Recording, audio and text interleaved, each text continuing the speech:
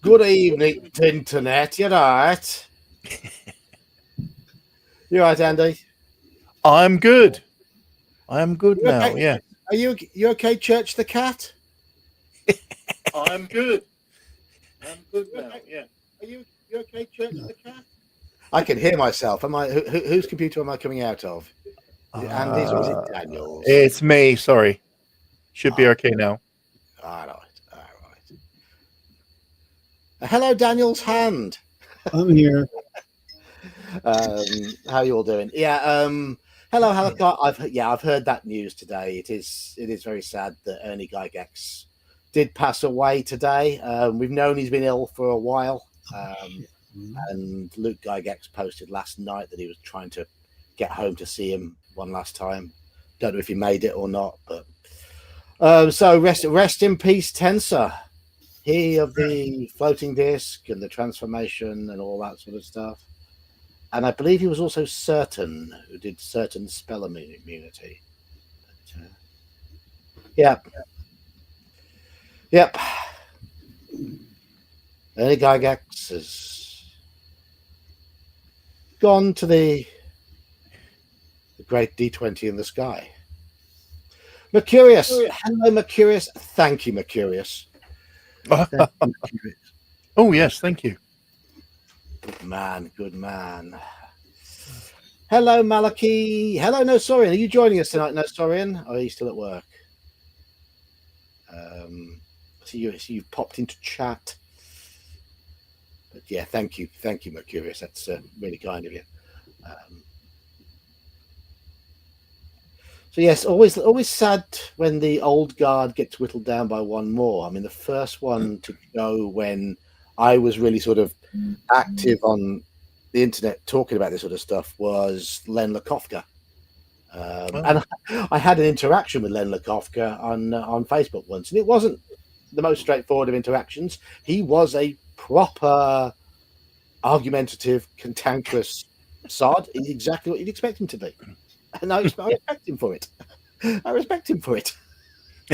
Because he was very open with he was very free with information, very open to talk to people, but he would argue. He would argue with you. And he thought I was wrong. Yes. It was to do with playing with miniatures as well. I was like, miniatures aren't necessary. And he was like, well, the game should be played with miniatures. Yeah.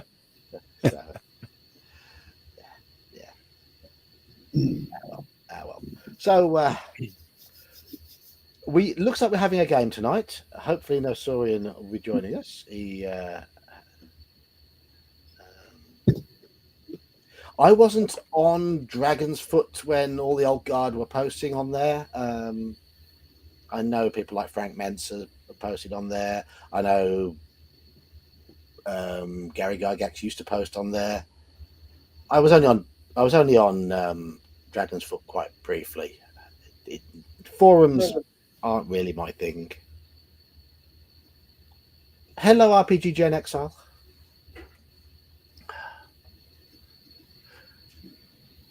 Halako, I'll flag your comment up for Daniel to see when he sort of sits down ready. He's in the process of getting his character sheet ready because his printer didn't appear to have any ink. I'm good to go. You're good to go. Get set up. Halako has asked you if you've seen the Fat Electrician show on Little Caesars. Yeah, it was funny as hell. I have no idea what you're talking about. It's a guy who used to be in the military, and he does a lot of stuff about. You have to look him up. He covers a lot of military, but he explains how different companies, i.e. Taco Bell, Burger King, McDonald's, how they got so successful. Who was it? The one guy was driving nuclear stuff from the East Coast to New Mexico so they could build the atomic bombs. And he went on to him and his best friend made Waffle House. I mean, the key for making money is to sell things that don't cost very much for far too much, and persuade people that they really want them. They're like, well, I like we can Waffle have House. 10 items on the menu. That's it. But he does like how Coke and Pepsi did the Cola Wars, and the last one was how it was about Little Caesars and how they beat out Domino's. And he's like, is Little Caesars pizza good? No. But you know what you're going to get every time. So. Fair enough. Yeah. It was really... Hello, Elfbait. Greetings here, Trumpet and the Curious in Disguise. Hello, Daryl. Good to see quite a few people in. I am hoping Nosorian does connect, because he was in chat a moment ago. So, Nosorian, are you still traveling, Nosorian? Daryl, correct. I want to know how he can talk so fast. I really do. Does he talk really quickly? Oh, John, yeah, I don't know how the guy can keep a breath. Oh, right. But he's very well spoken. Okay. So. Right, the plan tonight is for me to run a Cthulhu by Gaslight scenario entitled The Masterwork of Nicholas Forby. I've not run this adventure ever before. I prepped it for last week. I sat there earlier thinking, how much of it do I remember? And I quickly flicked through it for this. I remember most of it. I'll go with what I remember. So you could well see some balls ups in improv. Well, you will see plenty of improv in this session tonight. But hopefully it'll be fun. Characters have been assigned. Andy, you are playing Walter St. John Adams. That's all right. That's all right. No, that's all right. We can hold on for you.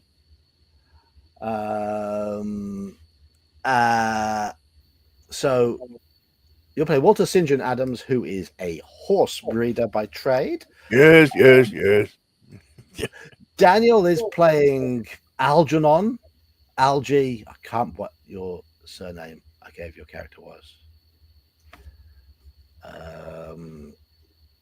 Let me have a quick look.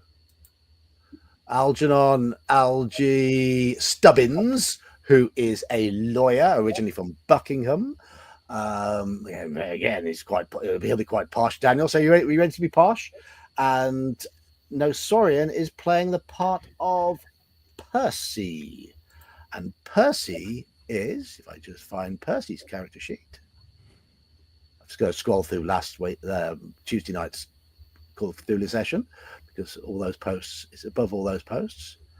Percy, oh yes, the first character I made, Percy Chester, who is a socialite from London, rich layabout, to be honest. There you go.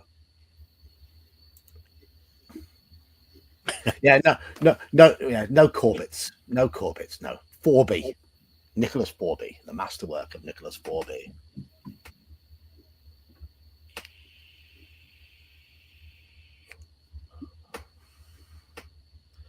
How many Corbetts are there? Well, there's Ronnie Corbett. There's Matthew Corbett. Yeah, Matthew Corbett, yes. And there was his father, Harry H. Corbett. Yes. Those are the only Corbetts I know. And do you know any other Corbetts? No, I think you got most of them I can think of. There were two Corbetts in Call of Cthulhu scenarios. The haunting is centered on the Corbett house. Oh, Mr. Corbett. And there is Mr. Corbett in Mansions of Madness. Yes. So there we are. 5 famous Corbetts. Jim Corbett. Who's Jim Corbett? A boxer. No, he was a professional hunter in India that killed quite a few Me I and killing thought- tigers. I'm sure. Hold on. Is it? He killed one with a knife. No, that was a leopard. He killed the leopard around your food bag. I was right. Gentleman Jim Corbett, an American professional boxer, world heavyweight champion. The only man who ever defeated John L. Sullivan. Oh yeah, cool. Yeah, there we go. I knew there was a Gentleman Jim Corbett. So.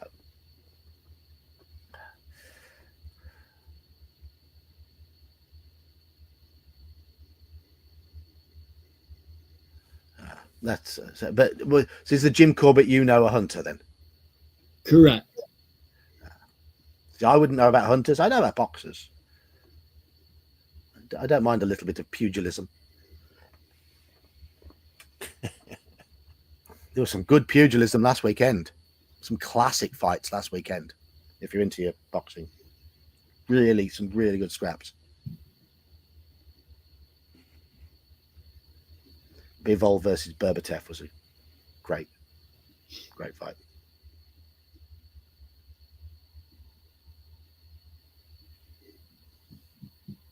And Callum Smith against Bratsy. That's good as well. Have beaten a former MMA professional fighter at judo.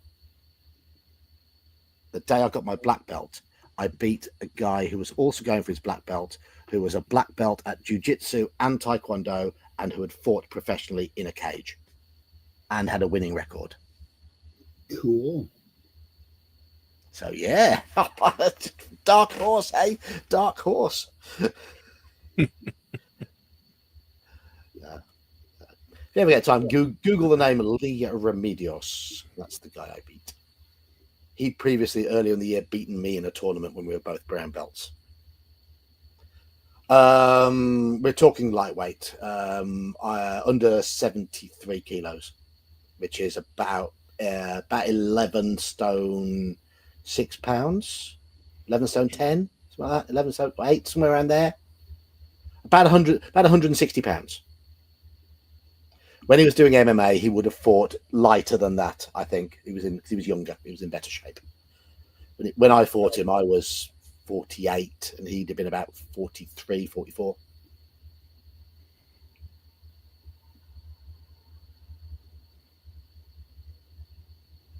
His biggest, highest profile fight was against somebody called Genki Sudo, who also fought Butterbean. Americans will have heard of Butterbean.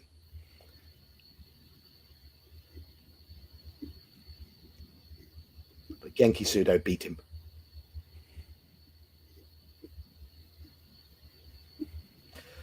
So we're just waiting for the arrival of New Saurian. He's just en route, I believe. Huh?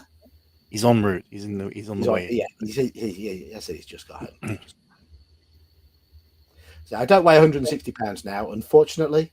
More's the pity.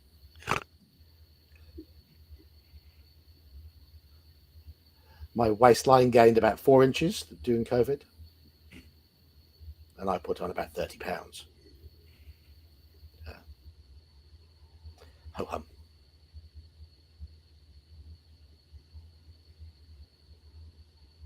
Hey, here we go. Sipping fresh Yay. coffee there. Hello.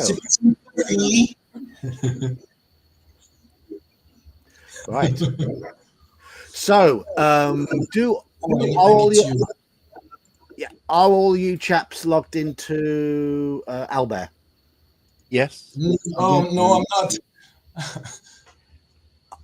I'll just in case I'll pop the link up in the Call of Cthulhu chat. Thank you. That's the Owlbear Radio link. Okay, maybe I'm on a different one. Let me just. Oh, I shouldn't be there. I can see you. You can I see can me. see you. Okay. Yeah, I can see you. Can I? I'm gonna reload it. Yep, Walter's in there.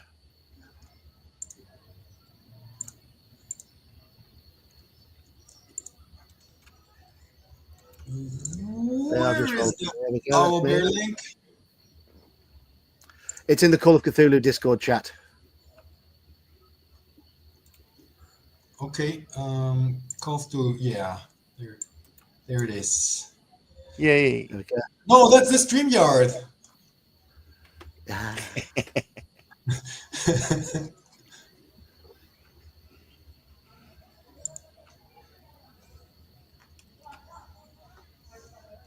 Oh, have I put this? Oh, that's the StreamYard link again. Oh, whoops. Yeah, That was meant to be the Oh, hang owlbear on. link. Just bear with me. I've got it. Just You've got it. give me a moment and I'll pop it in. I've got it again. You got it. Okay. Yeah. I do apologize. I've got too many windows. don't worry. I printed my character sheet. Anyway, there it is. It's just that everyone can see your dice rolling. That's the idea. The idea is that everyone shares in people's pain when you roll dice. I like doing that on streams. Gelatinous cube. No, my name will be Percy Chester, I Yes, guess. Yep, it's showing. Percy Chester, socialite. Yeah. There we go. We'll admit you to the room. There we go.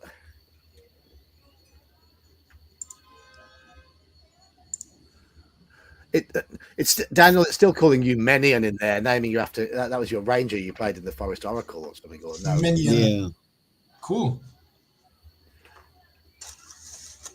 It don't matter. Right. I'll work on changing it. I'm gonna just give chat the background that I gave you guys.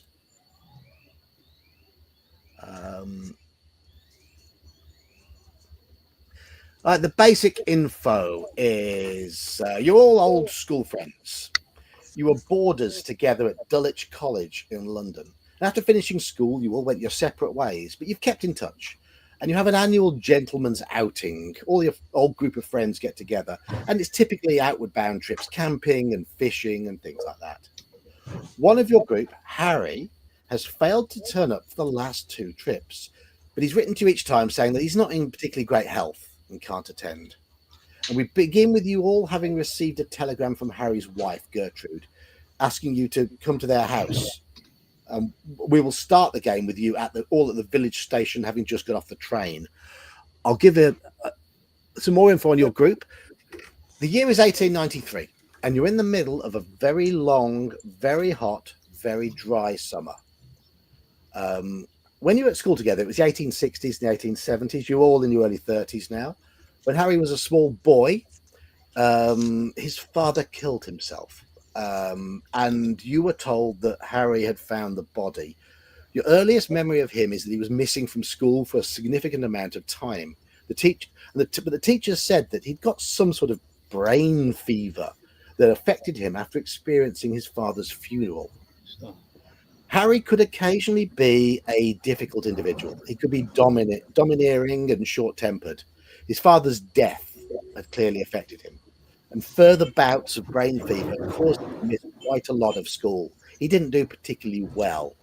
But his mother passed away in 1876, leaving Harry, who was an only child, to inherit their large country house and its land. So his lack of school success, it didn't matter. He inherited the house, he inherited the family wealth. When life was over, Harry did indeed return to his family home in a rural part of Middlesex. Middlesex, for those who don't know, is a former county of England. It's now sort of encompassed in the Greater London area. It's been sort of swallowed up. But previously it was quite nice out there. And there he married his childhood sweetheart, Gertrude, who was a very patient and sympathetic woman. And in 1881, they had a son called George. Harry always acted as though he'd looked forward to your summer meetups. They seemed to relax him and ease his ailments. Though from his correspondences and the fact that he's been absent from the recent get-togethers, it seems his condition has worsened in the last 15 months or so. So we begin with you having received a telegram, and I'll read it out for chat because I can only share one thing in here. So I'm just going to scroll up to the telegram.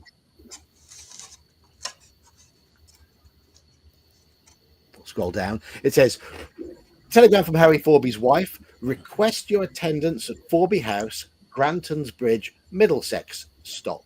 Infantile brain fever relapse. Could be fatal without your aid. Stop. Please come. Stop. Mrs. Harold Forby. So that's what has prompted you all to organise a joint trip to go to Harold's house. You've been summoned, effectively. Why hasn't Harold been on the last 2 trips? Why does his why does his wife want you to go to his house? You don't know, but you have arrived in Granton's Bridge in Middlesex. You are at the train station. It is brutally hot, baking hot. So hot you've had to remove your jackets. It's shirt sleeves, which is unusual for rich gentlemen such as yourselves. I say rich, about middle class. Apart from Percy, who is very middle class. We identify as rich. Yes. You know where Harry's house is, but what you can see about Granton's Bridge is that it is very, very quiet. The most impressive buildings in the village, probably the pub, which looks quite inviting. There's, if I can just find the correct bit in the description, because as always, these adventures are not the best laid out.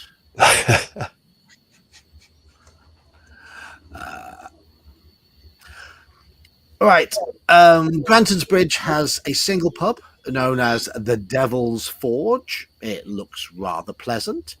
And there is a doctor's house. There is a sign outside announcing it as being the home to Dr. Jeffries. The church in the town is quite run down, doesn't look to be very well looked after. And most of the streets, this is 1890s, the cobblestone streets and dusty tracks that lead off to various country houses. There is a bit of money here. People here have got a bit of land, but everything, it's showing signs of the drought. The foliage everywhere is wilting, the grass is brown and parched, and so are you. You are parched. Over to your group. Introduce your characters, describe your characters, and we'll get started. Who do you want to go first, John? Anyone in particular, or Just it's up to you. Up to you. I'm Walter. St. John Adams. Horses, don't you know? Breeder, yes, quite successful. 2 lovely daughters. Unfortunately, the old girl passed away giving birth to them. But yes, glad to see me old friends here, Percy and LG. Find out what this is that's going on with young Harold. That's Walter. That's Walter. Algernon Stubbins, Esquire, lawyer, trying to get rich by being a prick to everybody I can be.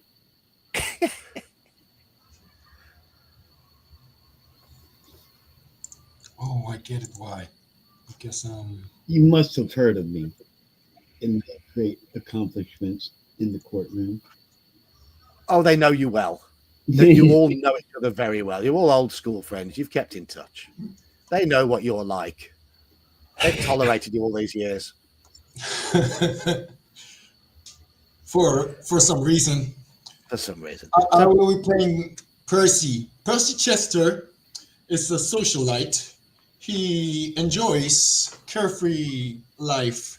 He enjoys not worrying. He's not much of to much up to your expectations or society's expectations of him. I could say, and he thought it might be interesting to visit some old friends, though probably a little bit boring compared to what he is usually doing. Okay. So I've yeah. still got that good lead in for a fine racing filly that I'm involved with. So, Percy, if you want to invest, I can point you in the right direction. Oh, so are you more now into racing? Well, horses, breeding them in general, and I know about this one. The sire is a very, very good stock. So, yes, I'll give you the details later. Well. Now you're dealing with racing horses. You have become quite entrepreneuring, I should say. Well, we know horses are horses. You just got to know how to get the little buggers to sort of behave.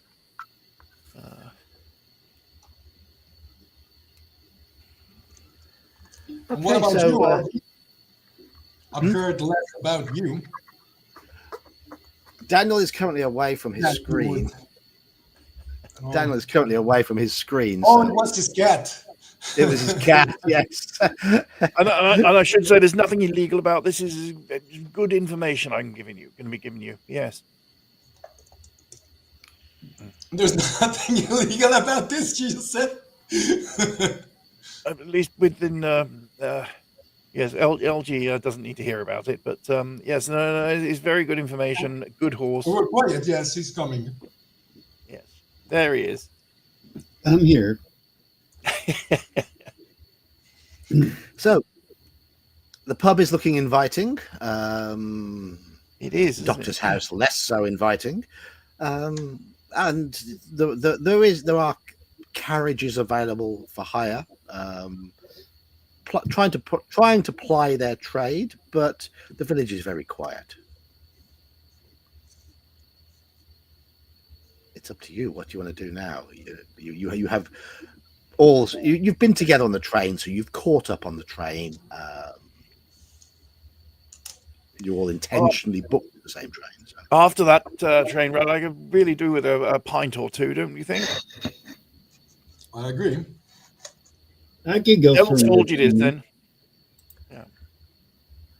Tag along, LG. The pub is called the Devil's Forge, and it is a quite a rustic pub, quite an impressive looking building, at least 200 to 300 years old. So it dates back to around the time of the English Civil War. We've been here before, haven't we, John? To the Oh area. yes, Yeah. Yes, and you know that the pub it's quite quiet, but it is welcoming enough, and the beer is good. So, sorry, having a coughing fit. So I guess we'll go in, and I'll go up to the bar. We probably recognise the barman, or Yeah, it's the landlord who's there at the moment. Yes. Hello, landlord. Back again. We're going to see Harry. 3 pints of old futtock, please. 3 pints of old futtock. Excellent. You can see Harry. Haven't seen him in a little while. I understand he's a little bit under the weather, so we're going to come to cheer him up. Yes. Ah, very good. Very good. 3 pints of old futtock coming up. Do you get old futtock where you're living these days? I guess not. No, it's very local here, as I understand it. Well, yes. Brewed within 5 miles of this pub. So it's always perfectly kept here. Nice and fresh. It's always been kept in the cask for 6 to 8 weeks before we serve it. That's what they recommend. And I think you'll find it an excellent brew. There you go. There you go, chaps. Thank you. Well, So, here's the old gang again. We'll have a drink. So you've come to see Harry, have you? As you say, you've heard you haven't seen him much. But I mean, we had a note he's been a bit under the weather. But well, it's the same old thing with Harry. He's never been quite right, has he? Since he was a boy. He was a boy. And since he came back to the house, bad business that when he was a youngster. Yes. Yes. Well. Well, it does sound like he's even worse this time. Well, that's so we hear. I mean, he did it when he first came back to the house. He did at least used to bring Gertrude in here for a drink occasionally. Then, of course, she became with child, and he used to walk down by himself. Well, she looked after little George. I don't think he's got quite used to the interest there's been in his house in recent years. Rumors spread, you know. Rumors spread, especially in little communities like this. Oh, you're not aware? What sort of rumors? Look, they say that his grandfather has had some form of lost treasure. And from what I know, there wasn't a lot of money left in the pot when Harry moved back. So people have been spotted digging up parts of his grounds. Obviously unwelcome, because Harry, should that treasure be found, it's Harry's, isn't it? Of course. Well, naturally, yes. I hadn't heard about this. Is this recent? This digging up a lot? Look, the digging up of the grounds has been happening for generations, but more so in recent years. More so in recent years. And of course, Harry would never be the sort to chase them away or frighten them off. I mean, due to his fear. Well, it sounds like they should be taking a whip to them, frankly. Well, yes. I mean, he tends to leave it to his gamekeeper to chase them off. He's more likely to be found in the grounds, looking after burrows. Then, pardon, what was that, sir? The gamekeeper is old Burrows. Or... No, it's not Burrows. No, it's old Fred. Old Fred. I'm thinking of the gardener. Sorry. Yes. Old Fred with his dogs. Old Fred comes in here from time to time, likes a pint. Good fellow. Looks after the grounds well. But I mean, should you see Harry, tell him we miss him. We miss poking fun at the his issues. That thing. The only issue was young George, wasn't it?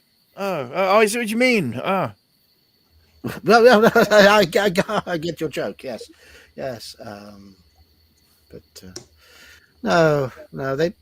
I'm not surprised he has gone a little strange. I mean, so many things are said about the Forby house. So many things, so much history. He has been a little strange before. Oh, you gentlemen were at school with him, so you would know his foibles when growing up. But all looked to be good. All looked to be good when he first came back. It's just that in recent years, we've seen less and less of him. Well, hopefully we can see him cheering up, get him past whatever it is that he's upset about at the moment, and get him right as rain, get him down here. Yes, sounds like a plan. That would be very good. Tell him we miss him down here. Yes, we'll do. We will. Another pint, sirs? No, I think we need to get up to the house, really, don't we? Very well. Hopefully see you again soon. Yes. Now, where's these? There's a nice cart and pair outside. Perhaps they can give us a lift up there. Well, it's only half a mile, but yes, it is. It's hot out there today, so yeah, it'll be a pleasant ride up to. Damn it! I your had to house. take my jacket off, man. It was so warm on the train. Absolutely. Even opening the windows, it doesn't give you enough air when it's quite as stuffy as this. Blows hot air through. Yes. Okay. So, having enjoyed the pint, you pay a small fare to an eager coachman who takes you up towards the house. The house itself is a rather impressive manor house. It sits in 40 acres of rolling grounds. However, it is in the center of the grounds in a low-lying valley, and thus is shielded from any sort of prevailing winds. Thus, there's no respite from any wind there might be. It's extremely warm here. There's a high bank to the west, planted with laurels and yew hedgerows, and the carriageway leads to the house along an exposed ridge across this bank, descending in one final sweep around an ornamental lake and a formal rose garden. It's also sheltered by high yew hedges. In the center of the rose garden stands there are a number of statues. The most impressive of these statues is one of a naked man who appears to be falling. Harry has referred to this statue as Icarus before. Okay.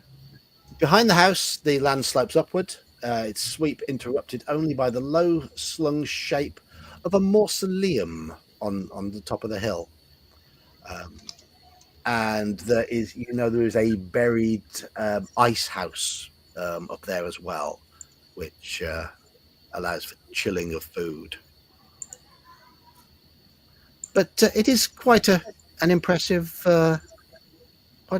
sight. The carriage pulls up in front of an ornate veranda, and you see sat on a chair on the veranda, fanning herself, is Harry's wife, Gertrude. She's a sturdy woman, athletic build, with blonde hair, blue eyes, and she's quite fresh faced. She smiles when she sees you. Says, "Oh, you got my telegram then, boys?" Gertrude, my dear, pleasure to see you. Yes, of course. Came straight away. Of course, it's always a pleasure to see you, Walter, and Algernon. Oh, and of course you, Percy. Always a pleasure to see you too. Yes, but we are a little concerned about our friend. Of course, you are not the only one. I mean, I gather you would have got the tone from the tone of my telegram that I am concerned about him. Yes, he's in the house. Oh, good. Okay. And how's young George? Not too well, I'm afraid. He's in bed. He's in bed with a terrible head cold. This damn heat, I reckon. Oh, excuse me. This heat, this summer, unusually warm. Don't you worry about blaspheming in front of me. I'm not too worried. Yeah. I suppose we should go and see the old man himself, shouldn't we? Yes, of course. He'll be relaxing in the library, I guess. But before he's feeling well enough for us for a visit at the moment. Yes. I mean, you'll see when you see him. He's not the most mobile at the moment, but he's well enough to talk. from the tone of your telegram, Gertrude, what is it in particular that you're concerned about? It's just a relapse, you say? Yes, you know those childhood bouts of fever he used to have. Yes. They have been occurring on and off throughout his life, ever since that blasted funeral. But ever since I've known him, I mean, of course, I've known him since we were 14 years old. But he was okay. He'd have little relapses from time to time. It's just that in the recent year or two, those relapses have become more frequent and more severe. Delirium, headaches. I'm afraid they make his demeanor change, and I don't really like what I see when he changes, or what I hear, or what he has Are to you put me talking through. about the temper he can have at such times? Yes, the temper is quite fierce at times. But And have you told him we're coming? yes. Good. I have asked the maid Connie to prepare rooms for you. I'm afraid we've only got 2 rooms, so 2 of you are going to have to share, as I do have my brother staying at the moment. Oh, right. Jolly good. Well, I'm sure we can do with it. It'd be like the old days in the dormitory. Right. Peter, you have in your not Peter, Percy, you have in your possession a shotgun, don't you, or a rifle? A hunting rifle. Hunting rifle. Okay, yeah. Just want to remind myself of that. It's just, and obviously, it will be quite obvious in your luggage. So Yes. Keep an eye out for little children. yeah. So he says, "Oh, Percy, I would ask that you don't let him see you with that. Only, Yes. you know, when you go on those trips of yours, there's a reason why he always requests to go fishing rather than hunting. Guns scare him. They always have. Oh, I understand. Well, I Always suppose, have. yes. Yeah. I could be scared around him with a gun as well. Well, no. I mean, I know it's perfectly safe, but it's just the way he is, the way he's always been. Look. Should I proceed to the room to leave my luggage? Yes, if you could, then please come down and meet us in the library. We're about to take tea. Excellent. In that case, we'll go and get settled and then be down in a few minutes. I'll get Bates to help you with your luggage. Bates, would you come here? Yes, Mom. And see the house butler, smartly dressed, probably early 60s, fine grey moustache, sort of shuffles forward and very sort of with a very military gait and says, good day, gentlemen. The lady of the house has asked that I take your luggage up to your rooms. Is that what you wish, Mom? Yes, of course, Bates. Yes. Yes, they'll have the guest rooms. Now, 2 of them are going to have to share because, as we know, John is here.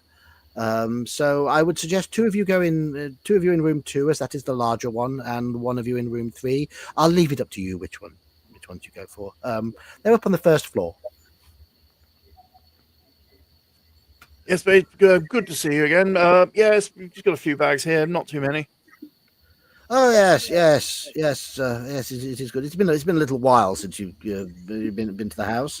Yes, old boy, yes. Look, I mean, yes. Shall we share the load and have a? And yeah. I'll get you up to your rooms. Come on. And We follow old Bates. Bates sort of loads himself up with with the heaviest of your bags, leaving you just to carry sort of like a small satchel of some sort, whatever other smaller bags you might have, and you're shown into your rooms. Well, one thing you are noticing inside the house, despite the fact that it is baking hot, all the curtains are drawn, all the windows are closed, and where there are shutters, they are closed. Inside, it is lit with gas lamps. And thus the house feels oppressively hot inside. Even more so than outside. Oh my, you could maybe have some better ventilation inside. Master's orders, I'm afraid. I mean, with this weather. Master's orders, he insists, I'm afraid. He can be quite stubborn at times, right? Yes. I mean, he's a good, honest man. He just has these moments where he's difficult. And at the moment, it's one of those moments, and the moment seems to be lasting longer than usual. Anyway, I must curb my tongue. I don't wish him to hear me speak ill of him.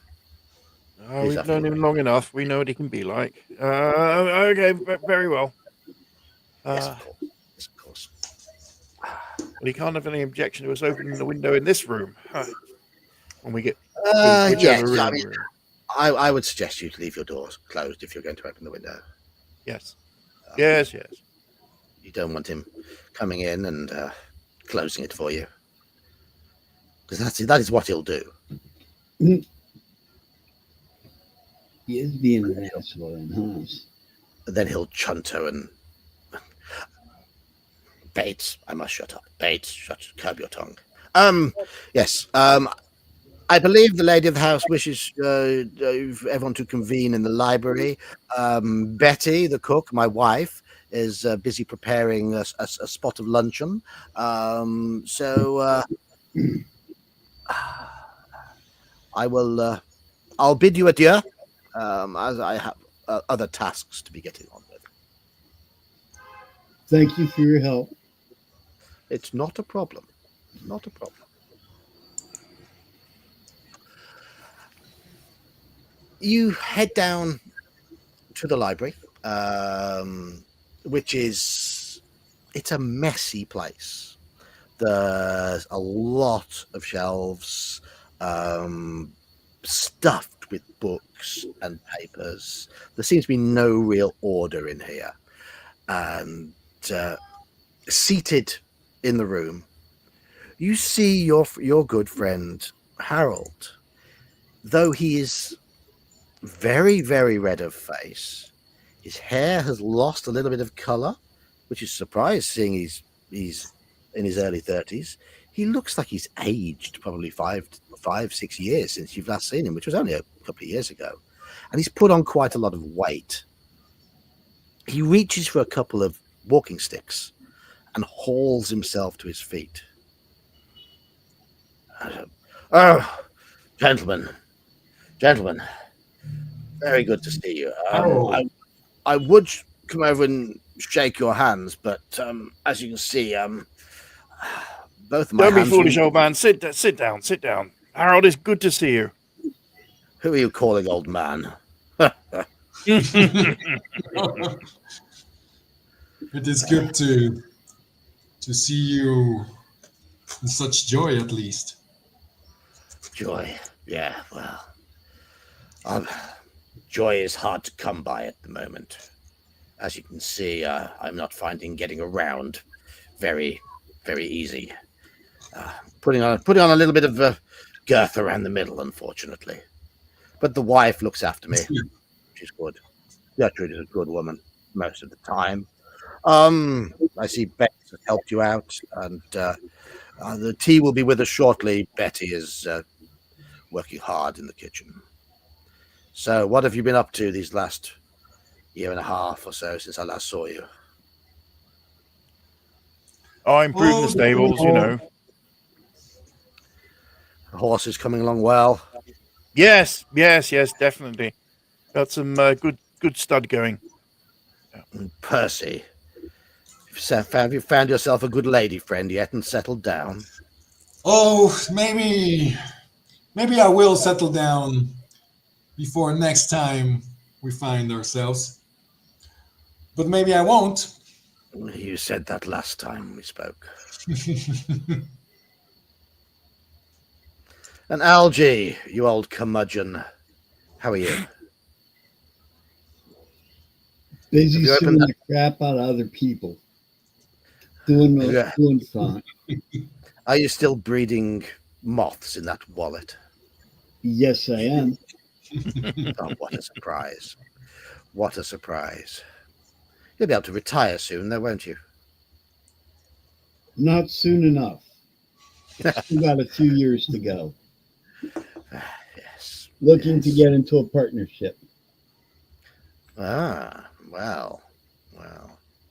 Maybe you could scare off those diggers around. Threaten them with What? legal action. I was Algie? already thinking about that. You've heard about the bloody diggers, yes. We did. I was wondering if that was what you really wanted to talk about. You're sharp, aren't you? You're sharp, Percy. Yes. Well, it is just that you seem interested in telling us something's been bothering you, I guess.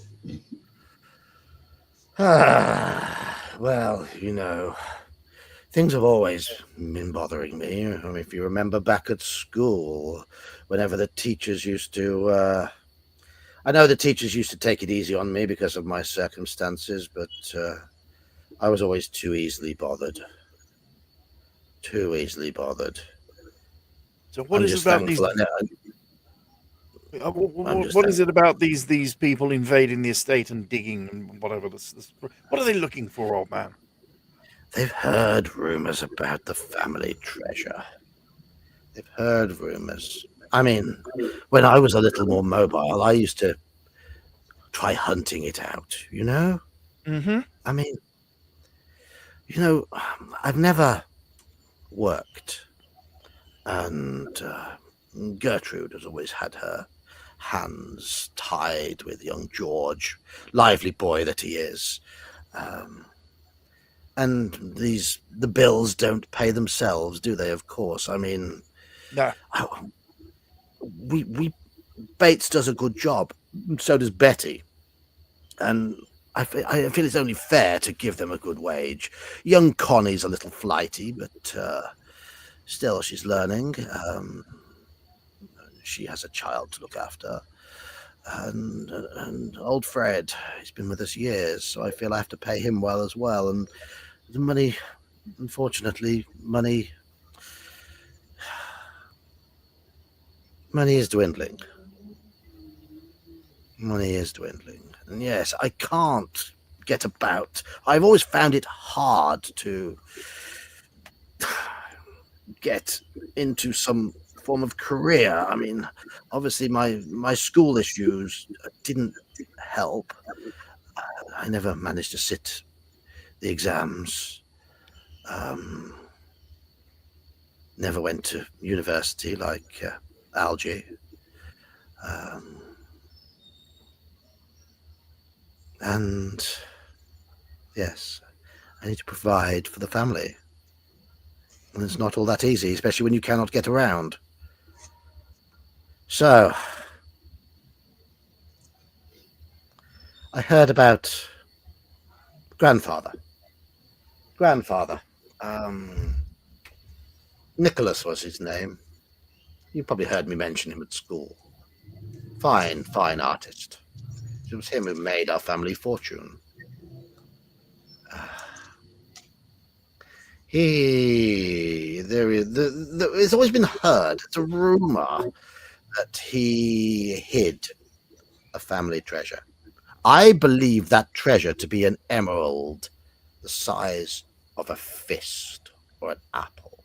My God, so if that's really the case, then I suppose that would mean all your troubles are over in that way. Absolutely. Absolutely. Betty, where's our bloody dinner? And Gertrude's like, she'll be through with it in a moment, dear.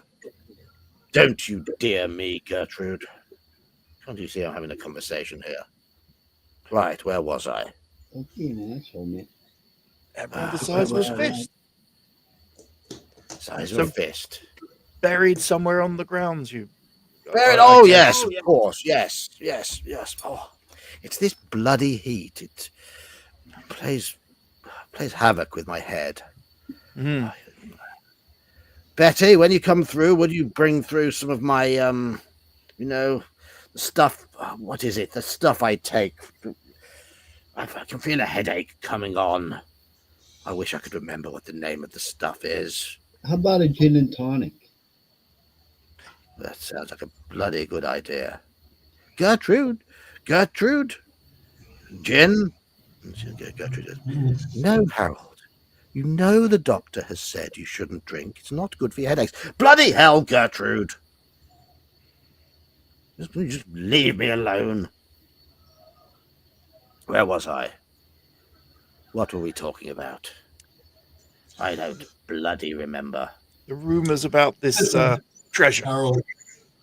Yes, Harold, I believe there's much else you could do to get your finances in line. Such as Start what? some sort of business instead of I can't bloody dreaming work. about Look, these treasure. You see- I know you can't work, but you can have other people work for you. and do what? Look, if we find this treasure, I won't need to bloody work. I can pay my servant. I can get extra servants. I could pay for security guards to chase the bloody treasure seekers off my land. I could. Have you looked into law enforcement to go after these people for trespassing and the like? They're not interested. They don't have to be interested. They just have to do it. It's their job. I'm not sure the village constable would be up to it, would he? Precisely. Well, Hmm. after this, we'll look into a new constable.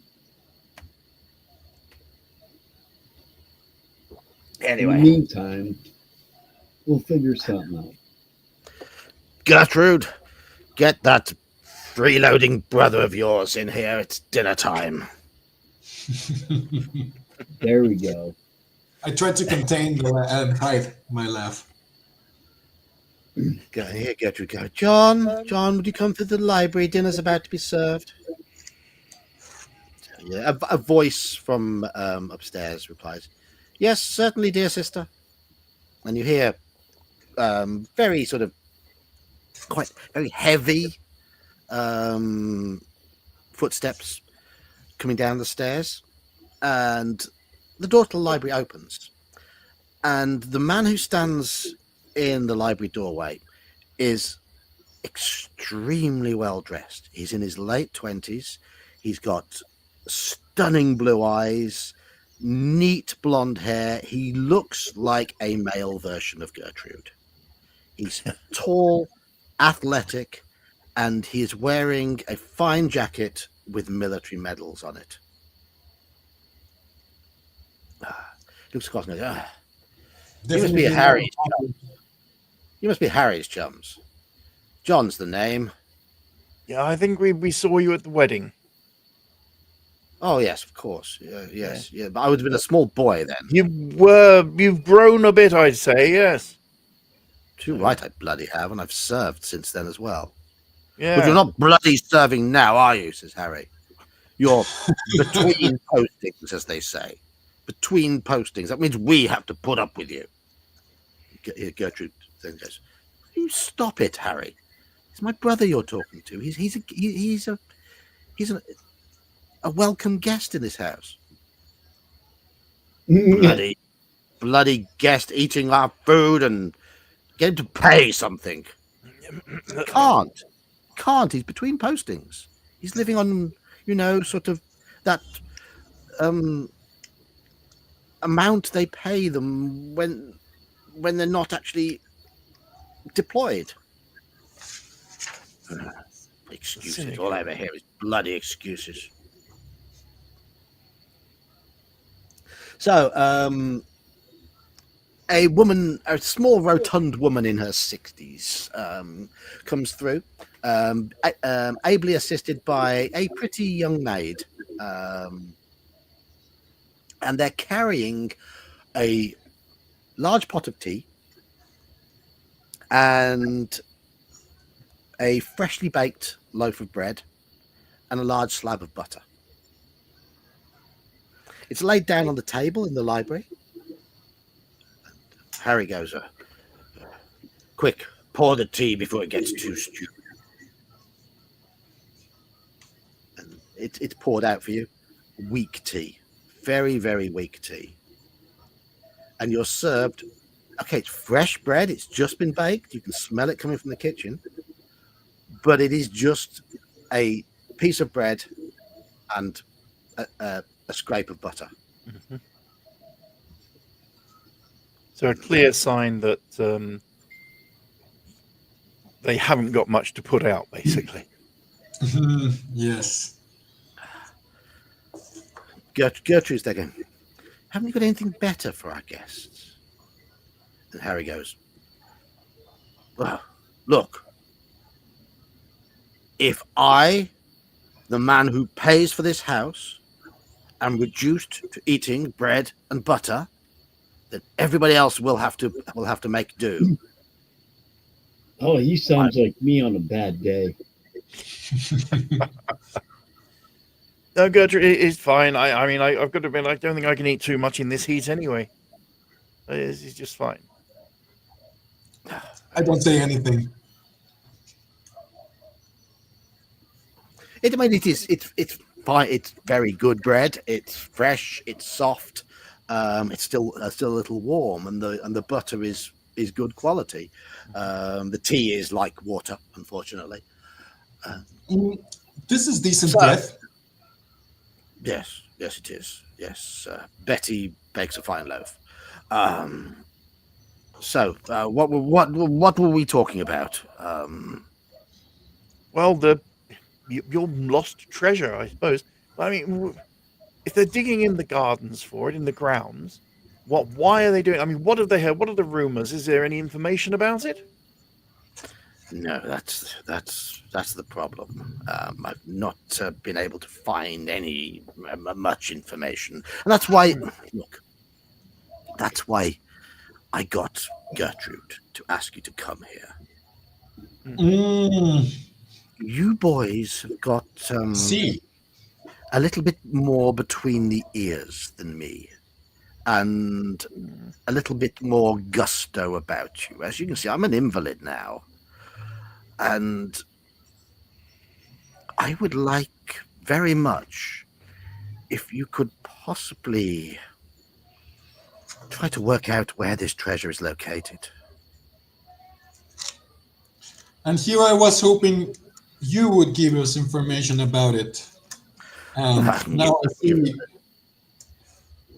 it is you who's asking us. Then John, Gertrude's brother, then coughs and goes,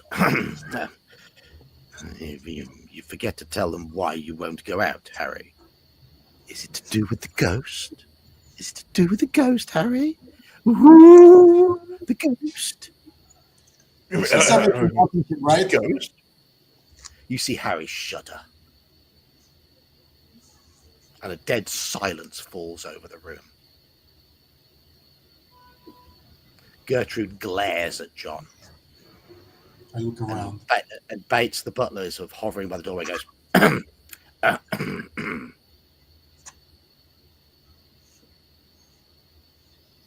Perhaps you better tell us what's going on.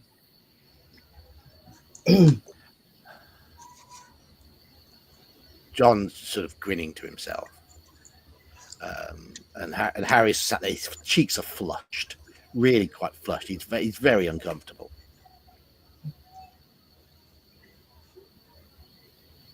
And here's where you tell us about what's bothering you, Harold. Nothing.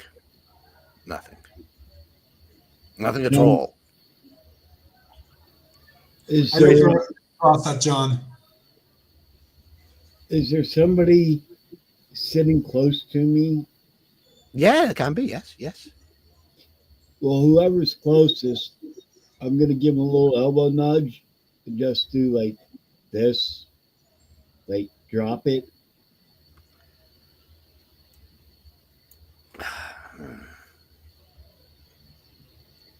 And I don't know I'll if I look can. to Gertrude and sort of raise an eyebrow quizzically. Gertrude says, yes, John, please keep quiet. We're here to talk about buried treasure. Not, well, that.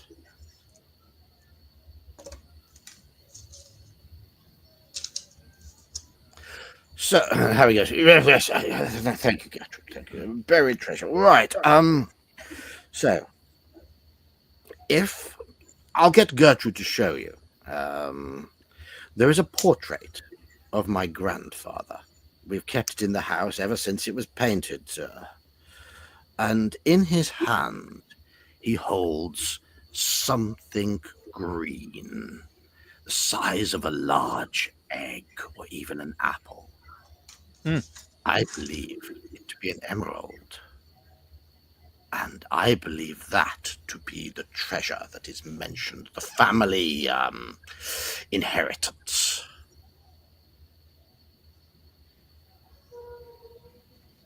I believe my grandfather hid it somewhere in the grounds. And I think that portrait is, I think it's a, you know what they say, sort of like the egg that we need to follow. You need to, a clue of sorts. And I'd like to find it, but I've got no investigative skills.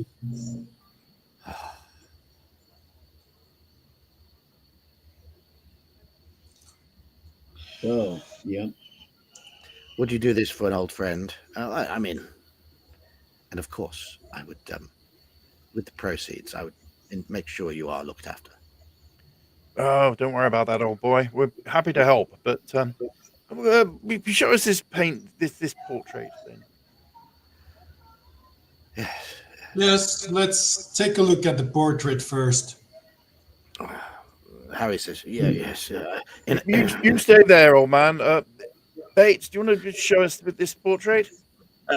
Bates, could you just before you do that, could you just help me a moment? The headaches again. Headaches. The headache is back. Headache is back. Could you just walk me to my room, Bates? And then, yes, if you could show these fine gentlemen the portrait we're talking about. So once Bates has led him outside, I'll turn around and, giving John a bit of a look, I'll go to sit by Gertrude and ask her, Gertrude, oh dear, what is this about a ghost? Well, look. There's local legends, local talk, and previous nights, the last few nights, I think somebody has been sneaking around the grounds, trying to scare Harry, using this legend as a means of scaring him. A few nights ago, I know that Harry and Bates laid an ambush for the prowler. Look, there is a little bit of family silver left, a little bit, but it is dwindling. And they believe that somebody may have designs on it. And Harry fainted. And Harry won't talk about what made him faint. But it's only made him even more fixated on this emerald, you know? And I really do think that if it's discovered, it will help him mentally. As well as financially. Yes, I understand. It's because of this fixation that I got in touch with the family doctor, Dr. Jeffries, down in the village. And he recommended that the hunt for the emerald should be stepped up. And I thought at the time, I know just the people who could do it.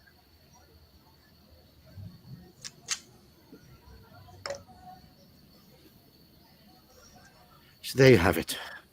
Honesty. I'm sorry I brought you here, thinking Harry was in desperate trouble. He is. He's not well. But I can see that. Yes. Well, I'm sure we'll do what we can, looking around at the others. Yeah. And Percy, would you like to follow me? Of course. She leads you into the kitchen. She says, "Dear darling Percy, I could see you looking extremely disappointed at the quality of the fare on offer. Here, don't let Harold see that I've given you this." She passes you a slice of fruitcake. Oh, Betty. That is lovely, Gertrude. Betty bakes this in secret, but don't tell anybody else. Don't tell anybody else, will you? Oh, don't worry. She has a little nibble, and you can see that she's blushing a little. Well, while I'm there with her, I ask her a little bit more about this. I say, so these people helped out of the small amount of silver that remains as a, let's say, if they couldn't find the treasure, now this is a surer way. Yes, a more. I'm sorry about the word. It's all right. Well, yes. A better way to get some of the dough. Well, yes. It's just that the silver has family connections, and we don't have a lot of it left. We've already sold most of it. It's quite worrying. We're trying to stretch the finances out, you know, and it's so made Harry struggle much worse. I had thought at first that maybe these trespassers were just some kids trying to look for some thrills, right? You know, maybe I was thinking about myself, but I'd only do something like that as an adventure, right? Let's find the old man's treasure, right? Even though you don't know where it is. But if they are planning getting more organized about it, then what kind of people could they be? Exactly. What kind of people could they be? What kind of people could they be? Exactly. I mean, you're not that kind of person, are you? No, not at all. That is. I know. I've got no need for that to begin with. I know Harold has always described you as a free spirit, but that's because he's quite stuffy. You know, I've always thought of myself as having a sense of adventure. I have as well, Gertrude. And she smiles. Says, "Would you like some more cake, Percy?" I would. And you see she's blushing again, and she hands you another piece of cake. And yes, put some in your pocket as well, and save a little for your friends. I mean, I'll be sure to try to share with them. I put a little napkin around it. Don't share too much, though. Oh, just a little taste. I'll tell them I only get a little taste as well. Yes. Well, Gertrude says, are you really interested in finding this treasure? Are you sure there won't be any treasure? You see, I don't know if the treasure exists. I mean, it does make me worry about the future and whether we can afford to continue paying for George's schooling. And, you know, That is the main concern. I sometimes wish a knight in shining armor could sweep me up and take me away from all of this. Uh-oh. Like,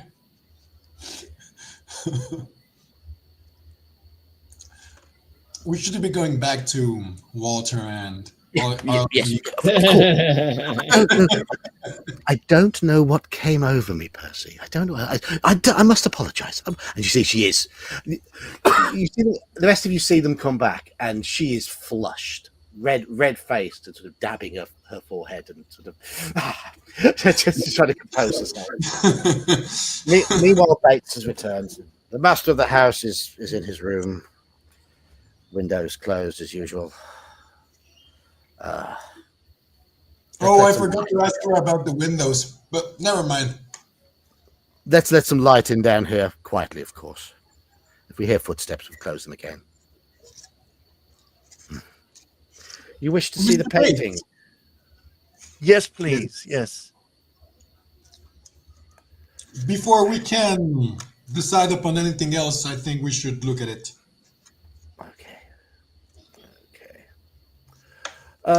Right. You are. If I could find where the painting is located. Because, as you know, I find these modules so easy to negotiate.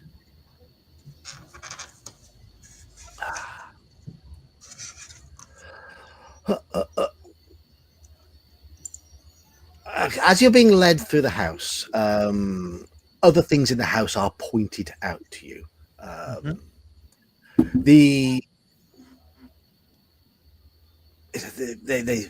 Bates says, of course, this house is extremely old. It dates back to before the Reformation.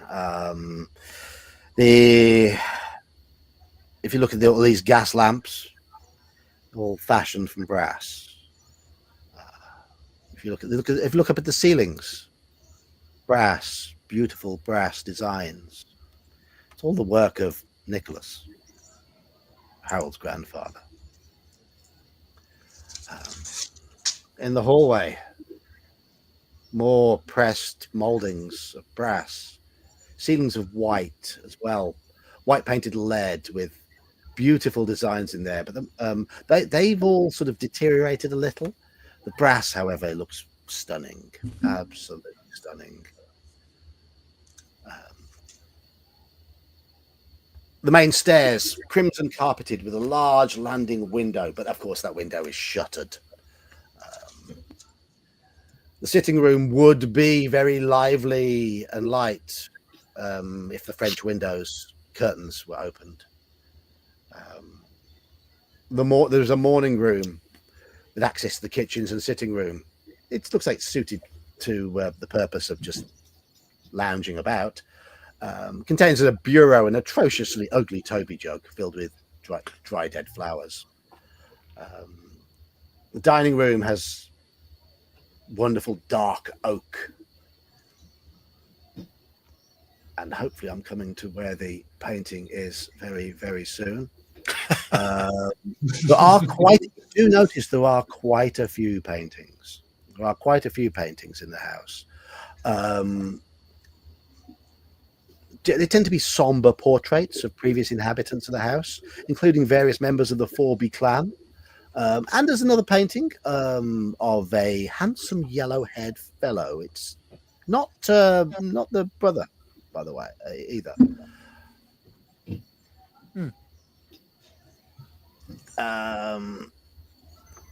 Okay, the painting. The painting is of a man in his 50s, grey-haired and angular.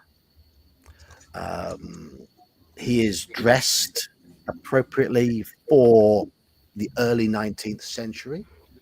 And Baines says, that is Nicholas. And if you look in his hands, you see in his hands, he has something green. But you can only see the top of it. It is a lovely shade of emerald, but it is slightly indistinct. It just has a you just see a curved top to it. It could be a very large gemstone. It could be a piece of fruit. It could be a painted egg, for all you know.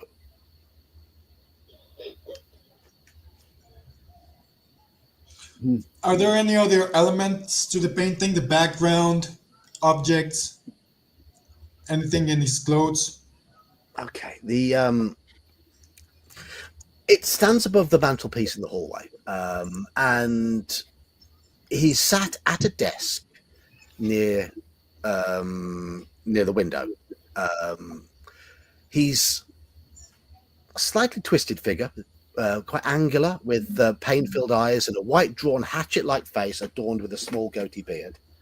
And he has an open folio in front of him. And you do notice he's actually sat in an invalid chair. And an invalid. Invalid chair, yeah. It's quite a gloomy portrait. And over his left shoulder peers his manservant. And Bates says, that is Baines. Baines. Baines, yes. The painting is signed by a Christopher Lehman. Christopher Lehman. Yes. The portrait has an ornate, heavy gilt frame. And Bates explains that Nicholas himself cast it. And written on the frame is the line, "An iron dog with eyes of fire should spark in Apollo's bower." Shoots what? An iron dog with eyes of fire shoots sparks in Apollo's bower.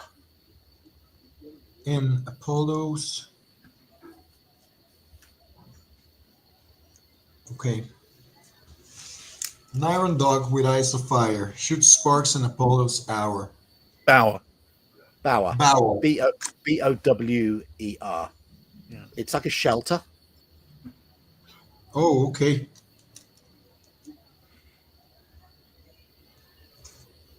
Possibly a grove of trees or something like that acts as a shelter, or unless it's actually a building. How many hit points does the gazebo have? Yeah.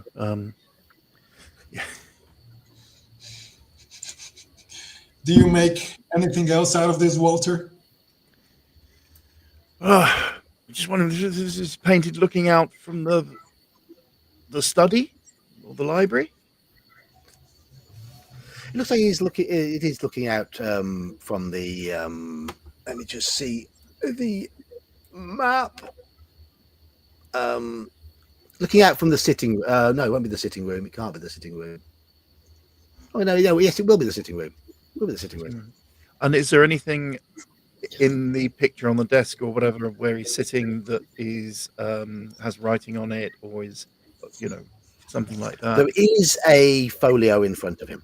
Okay. That does appear to have writing in it, but it's how it is literally just it makes lines. It look like writing just for the sake of the painting, sort of thing. Yes. Okay. And the way it's looking, the actual view, have we seen that view from the sitting room?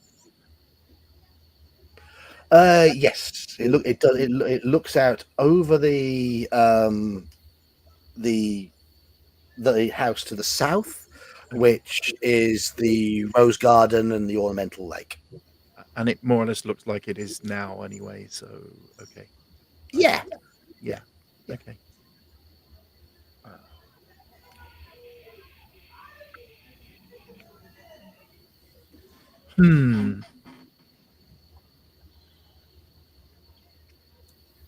Are we all together at Yes, this you are. moment? Yes, you are. Yes. I would like to ask, what's his name? Bates. About the emerald alone. Not Okay. me, myself, but the three of us without a sister or anybody else around. Okay. Well, yeah, it's just you three with Bates at the moment. It's Okay. his sisters are not there with you. Then does he know who any of the searchers are? Who they may be? Look, I do not know who was out in the grounds recently. I don't know who was out in the grounds in the past. But there are rumors around town of a buried treasure here. So people have come in. But the rumors have spread to nearby villages. They could be anybody within the town. They could be people Is from it nearby villages. is it the same certain amount of people, or just random everybody's It showing just up? seems. I mean, people have been getting when they come onto the land. It seems to be by night. Though You're useless. the incident a few nights ago. A few nights ago. Well, yeah, you know the one When Harry fainted. when Harry. Oh, fainted. yes. yes. It's been the first time in a little while that I know of things going on outside. So of course, the dogs would bark, wouldn't they? You know, old Fred's dogs. Mm-hmm. But so this episode, when he was scared, did you find any trespassers? Anyone trying to dig that same night on the ground? No. I'm guessing whoever it was must have been scared off. Well, this is my question. Have people stared at this portrait? We don't have many visitors to the house, but Harry likes to talk about it. We do try to keep him quiet, but and He likes as to you talk know, to people about his secret treasure. he can be a little bit loose-lipped, and to be honest, I don't even know if that is the treasure referred to by Nicholas. You know, I mean, look, if you look at what's in his hand, you can only see the top of it. I mean, it could be a stone, but it could be all manner of things. Just something green. Harold has got it stuck in his head that it is an emerald, and that must be the treasure, and it must be buried somewhere. And I don't, for the life of me, know if there's any way we can snap him out of it. Yes, even I believed it would be a fist-size emerald. I mean, I bloody well hope it is. That would certainly sort out all of his issues. Get that sold for a pretty penny, and we would never need to worry. Myself and Betty could live here and not worry about wages or anything like that, because Wishful thinking, Bates. Harold has always been quite open with his money when he's had it. You know, he's never wanted for anything.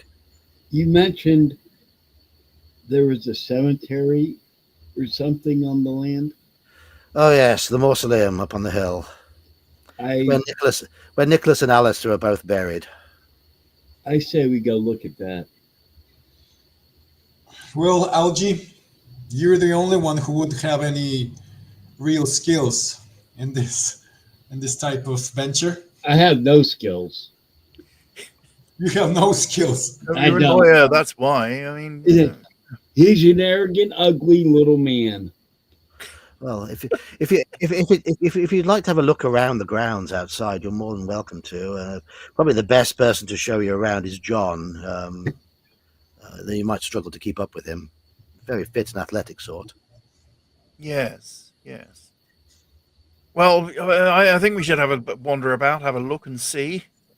I mean, I don't suppose you've got any idea what this iron dog is? No, I haven't got the bloody clue.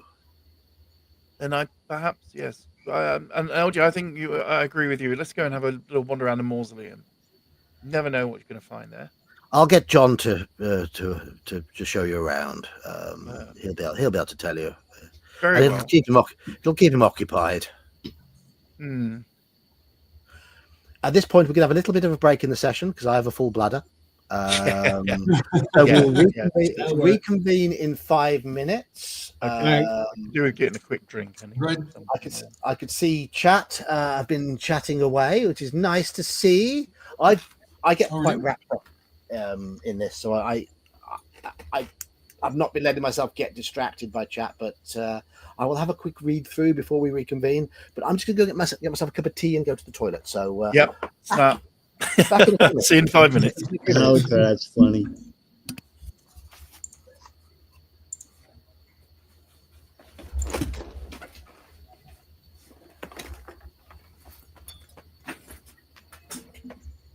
See, I can also just and I've still got audio, I guess. Hi. What's up, Pop? What's up? What's up?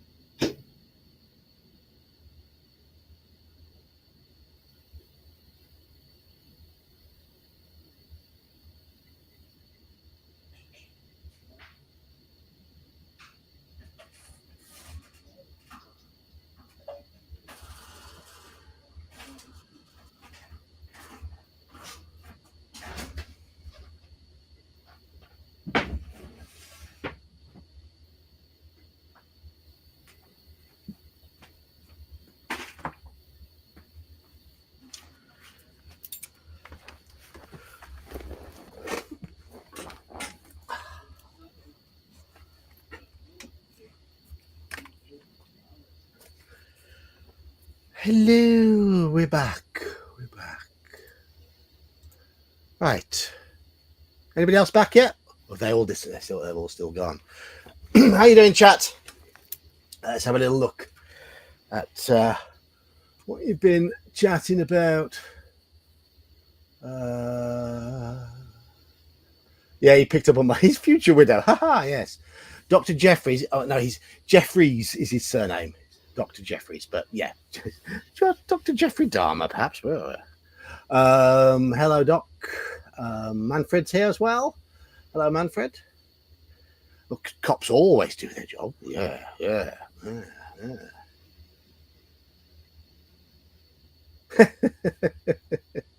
Were they getting donuts, were they? Speeding tickets. Well, no, they are never positive. I've only ever had one. I'm lucky. I don't drive quickly nowadays, though.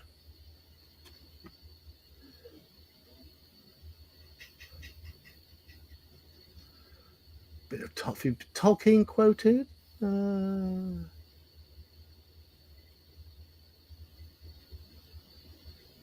What are you quoting from there, Manfred? No idea.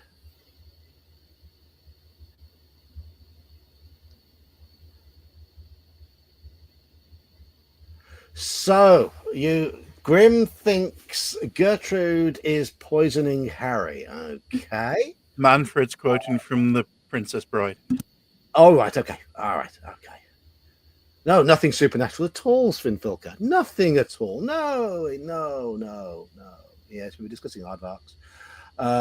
Better call Holmes and Watson. Well, shall we see if our intrepid group can match them?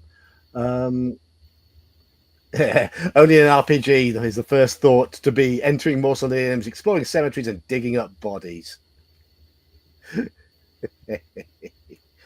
Yeah, quite. You don't have to find the treasure when you can simply track down the person who did it.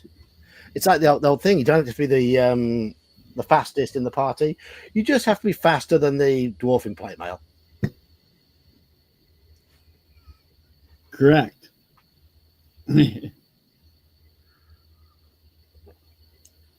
It's like the joke.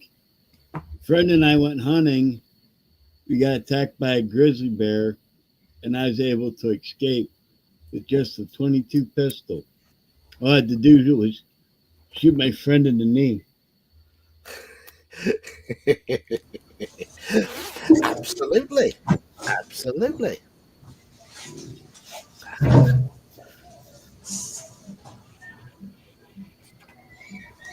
We're back.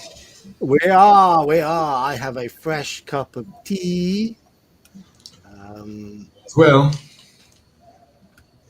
I'm going to move that screen over to there, and this screen over to here.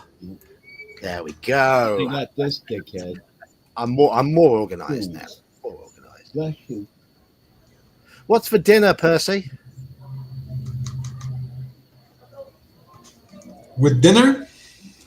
I thought I saw you with some dinner.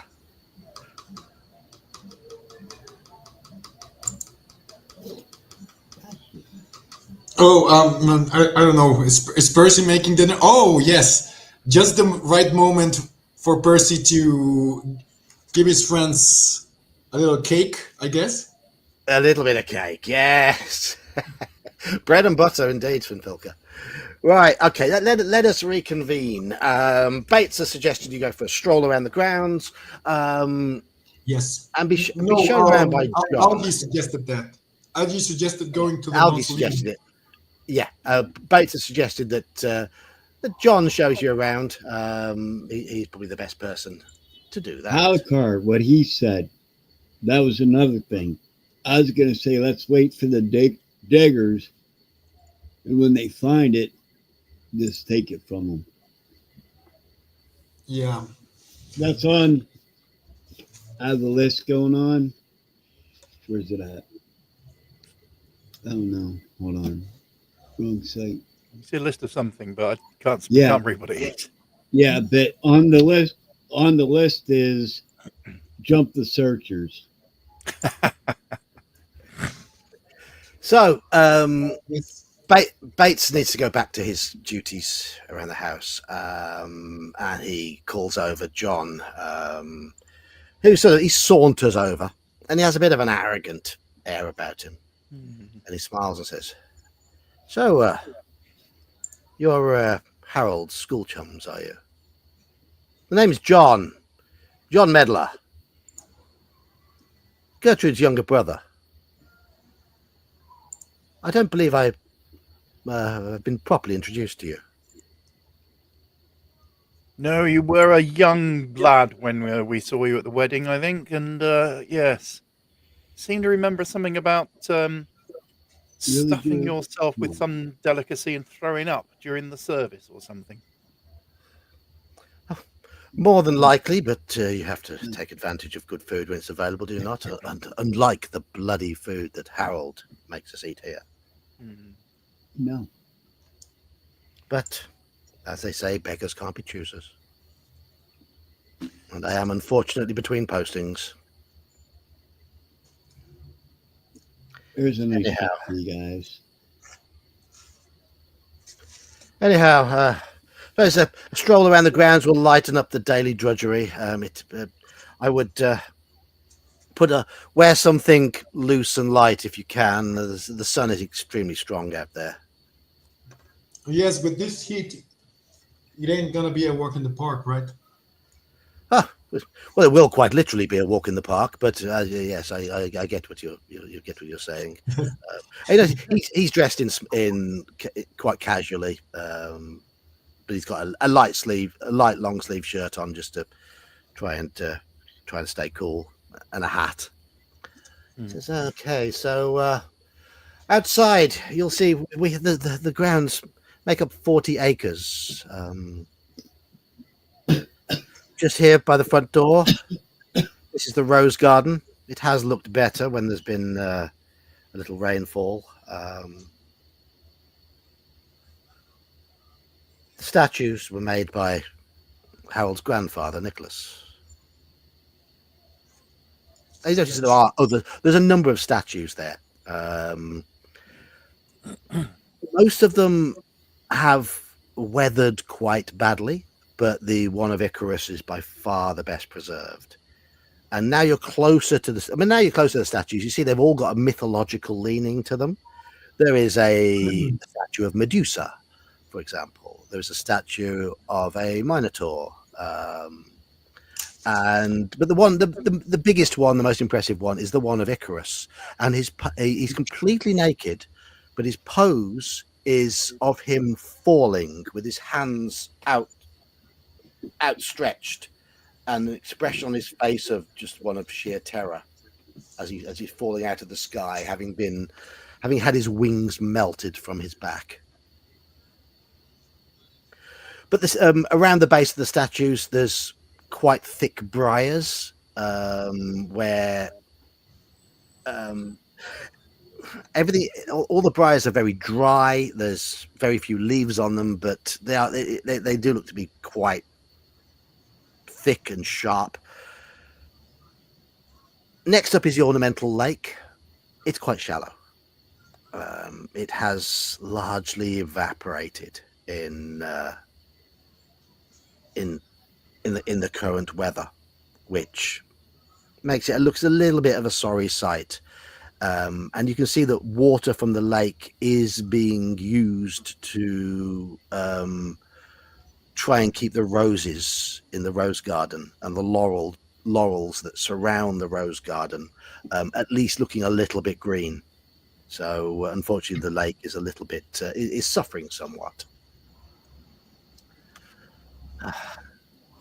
So Bates says you wish to see the mausoleum. Yes.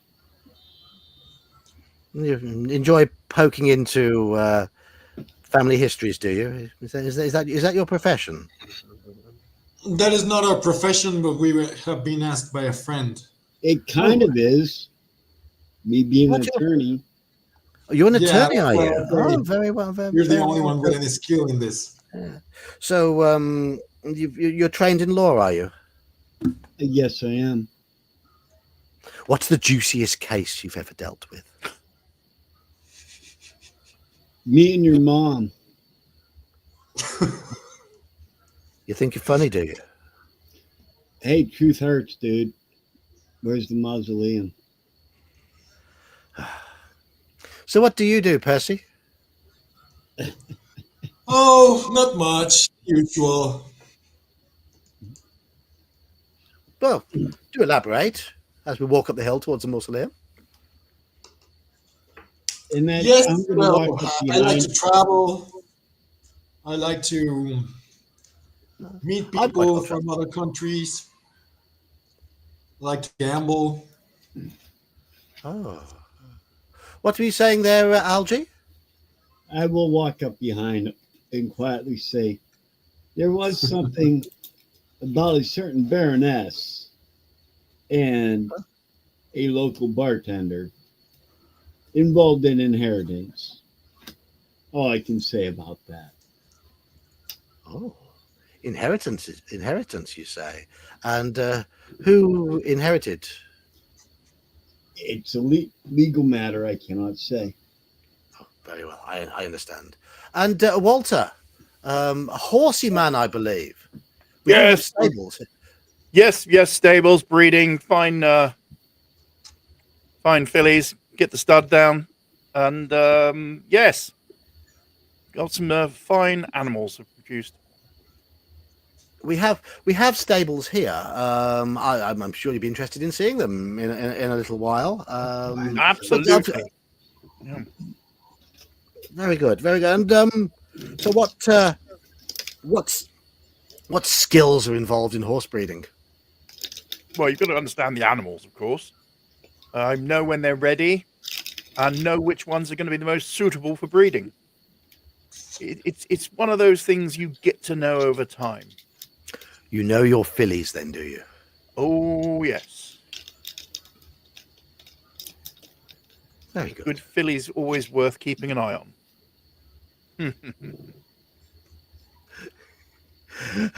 Yes, indeed. Yes, indeed. Yeah, Right. So you arrive at the mausoleum. It's built. He says built entirely from local stone. And if you look all around outside of it, it's carved. The stones are carved into the likeness of trees, animals, people, and mythological creatures, which seems to be a theme for the house. There are two gargoyles, which could easily be devils or frightful angels, guarding the front entrance, which is pillared in the as the front of the house is in a Corinthian style.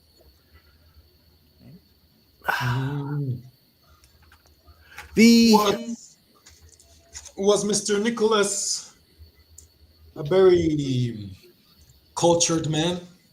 I believe. He was an artist, wasn't he? I believe he had some sort of obsession with the ancient Greeks. It's sad, if you ask me. Sad? How so? A man with his talent keeps limiting himself to one topic. Well, it was the topic of the old masters. That is true. That is true. There are many people who sort of focus very much on one thing, become very good at it. It's the obsession for them. Yeah. Yes. And I focused on being a soldier, and look where it got me. You seem to be okay? Living on handouts from my sister. Well. I suppose if you progressed up the ranks a bit, you wouldn't be between postings, would you? Is that just how it's turned out? I haven't exactly been in the forces for all that long, and if you see by those medals I had, I've done rather well. It's just it's just slow progress. Yes. Understand. I mean, I didn't have the background to go straight into the officer class like some. Hmm. Anyhow, I see. Done my bit for the country. Good. Glad to hear it. He pulls a key from his pocket and unlocks the outer door of the mausoleum. He says, make sure you adjust your eyes a little. It's somewhat dark in here. Inside the mausoleum, you see there's a square chamber with empty wall niches for coffins. The walls are carved with friezes depicting the Forby house, though it does look a slightly dated version of the Forby house. And you do see that the statue of Icarus is there in the frieze, depicted in the center of a large, smooth lawn. Different to how it looks now. He certainly did have an obsession, didn't he, with the Greeks? He did. There's other earlier views of the house which show a hollow behind it. Hollow area behind it. And what's there now? Not hollow, you're saying. Just what is Not it? a hollow, no. Filled in, I don't quite know what that is. It must have been filled in years ago, I guess. Inside, there are two caskets, two coffins. One of them, the panels depicting biblical scenes. No, that's better. But these include Satan devouring his young, Leviathan, Lazarus rising from the dead, and Christ casting demons into a herd of pigs. All of these are depicted in grotesque, evocative detail. Well, far too evocative, especially for those of you of a Christian leaning. I've got to say that I fully expected to see more of the Greek things, given his predilections, but these are very strange Bible passages that have been depicted here.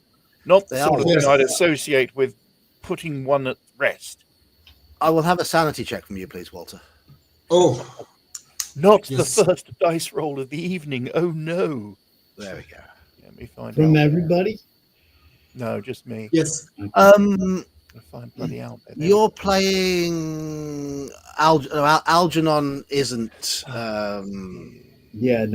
being particularly no. The other two of you aren't bothered by this. Yeah. That is a fail by 5. It's just 1 point of sanity. He could have picked better Bible passages. Yes, very much could have. Yes. And John tells you that Nicholas Forby's coffin is inside this stone sarcophagus. Oh. He then says, of course, you do know that both Nicholas's and Alistair's wives refused to be buried in here. It's not consecrated. I could see why. This ground is not consecrated. Oh, good God. What do you mean? It's never been blessed. It's not considered to be. It's not church grounds, is it? No, but a private mausoleum is usually something that is holy, and the church would have a hand in. Are you saying they really have not? Well, I never met Rhoda or Alice, the grandmother and the mother of Harold, but apparently they were religious women. They insisted on when they were buried. It was stipulated in their wills that they would be buried in the church. But neither Nicholas nor Alistair were. They were both buried here. That is, I did not know that. That is quite unsettling. Yes. Why would Sir Nicholas choose such a thing, to be departed from his family? I don't know. Did he have a falling with them? I don't know. I mean, as far as I know, regarding Alistair, it was due to the fact that he committed suicide. a sin. Yes. Yeah. I had forgotten about that. Mortal Yes. sin. So they wouldn't. Well, they wouldn't have planted him in holy ground anyway, would they? But I don't understand. Yes. What happened with Nicholas, with the grandfather? Then did he just pass on? I mean, I don't know quite what to believe. What I've heard, it's generally not discussed by the family. I mean, they say that he died as a result of bouts of illness during a very hot summer.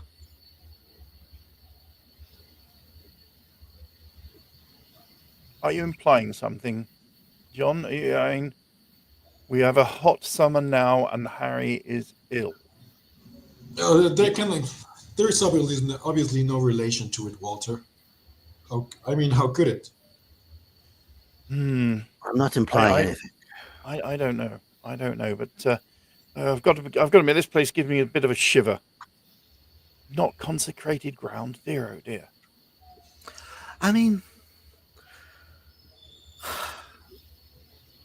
you look at Harold now. Can't you see the way he's going?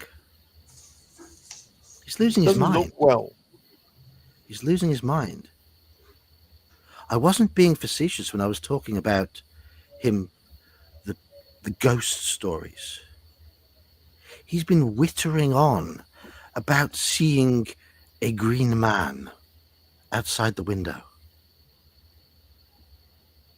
Which window and when was this? Ground floor windows of the house. So is this why he's having them all shut and barred? Clearly. Well, the man is going stark raving mad. But this is what happened to Nicholas.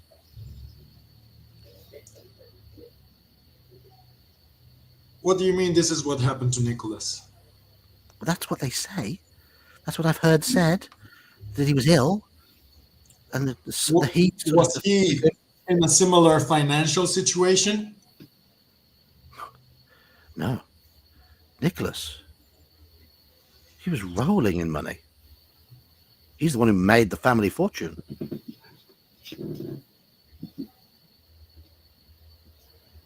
I mean, I could think that Harold could go through this if his mind is worried about the situation, especially given his temper and his state of health.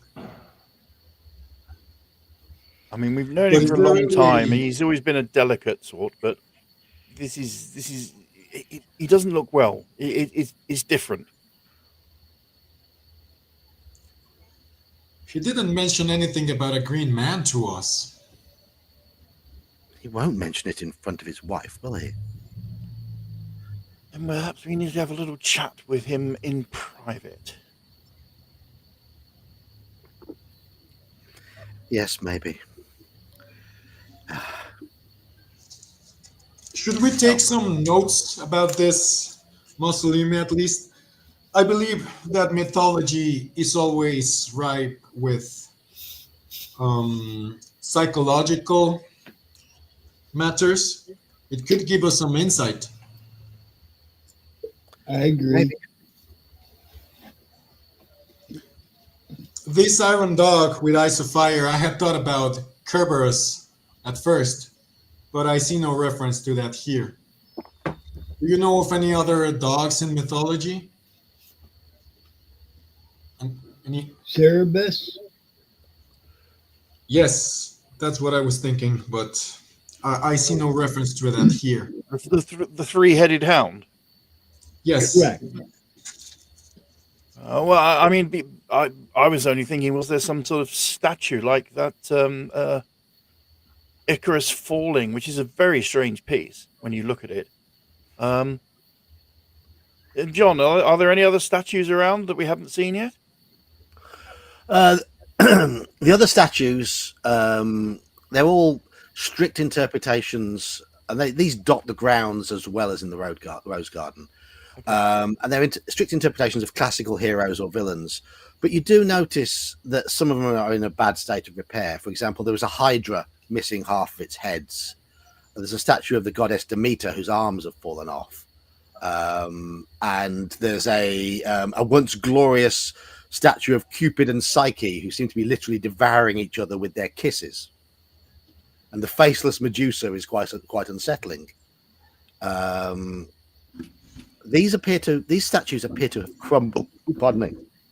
Appear to have crumbled quite badly over the years, but the statue of Icarus appears to be it. All that has happened to it is it has got a coating of verdigris on it.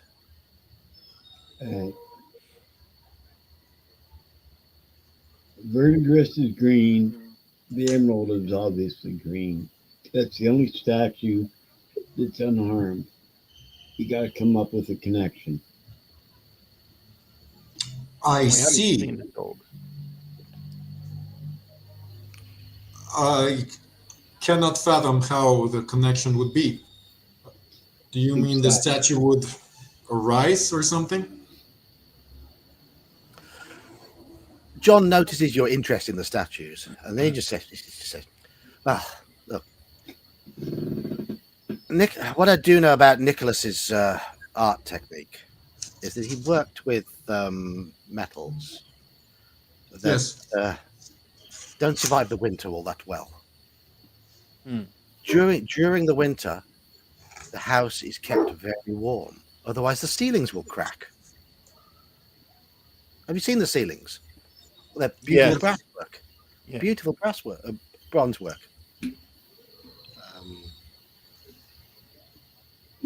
But, Yeah, there seems to be an awful lot of bronze in all the work that he's done yes, in the place. but yes. Apparently, bronze gets brittle in the winter, and as you can see, all these statues around, a lot of them have suffered. Hmm. Have you found any of the debris of the statues? There are missing parts, fallen off. Yeah, they're often picked up from the floor, and they fall off. Yes.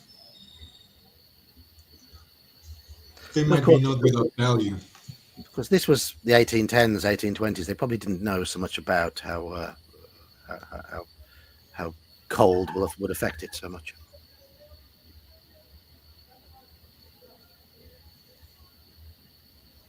Well, Anyway. thank you for showing us round this, whatever this is.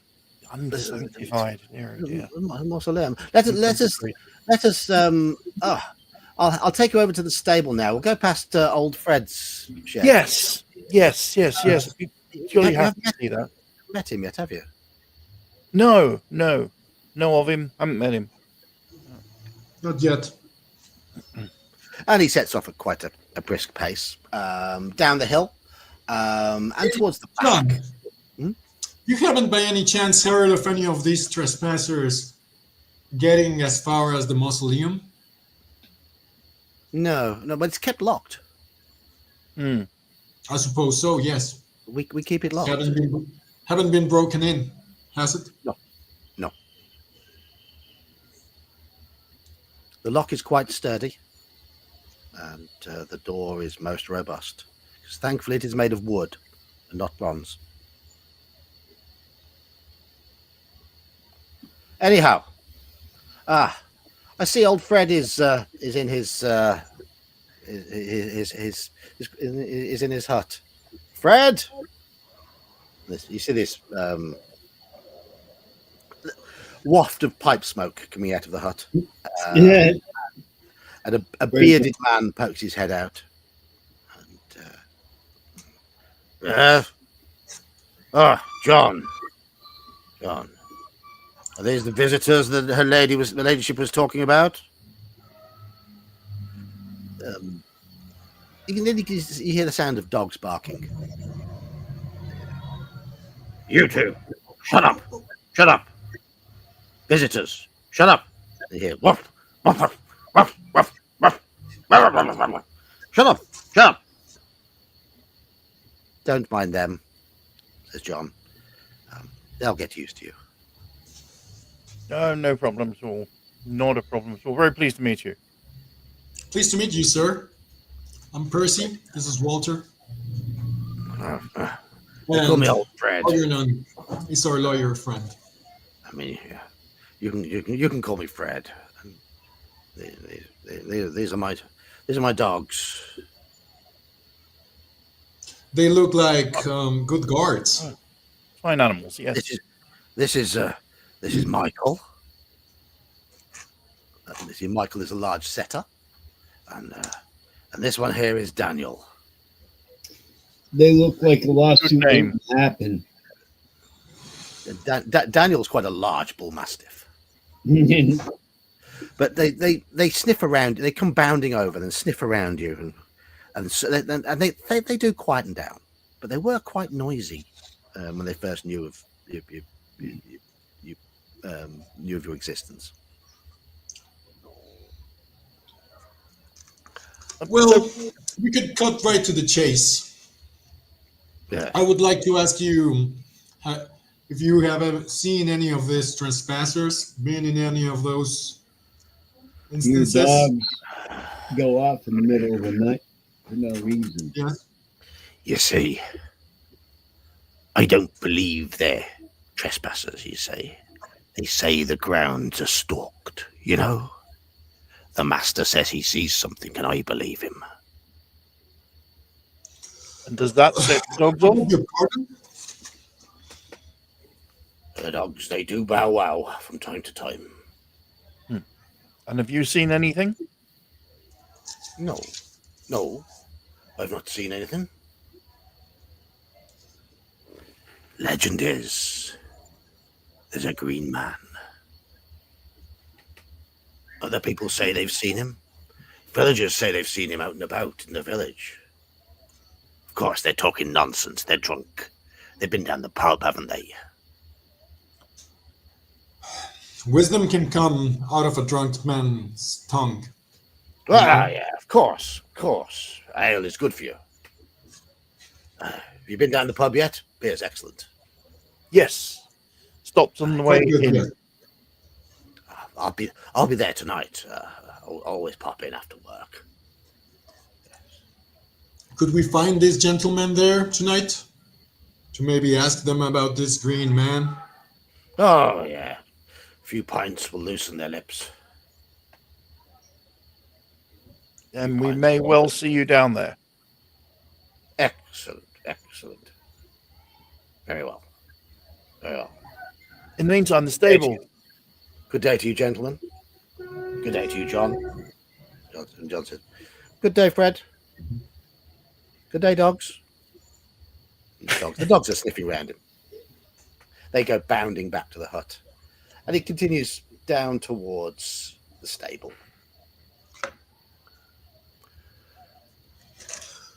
So, what do you gentlemen think about this?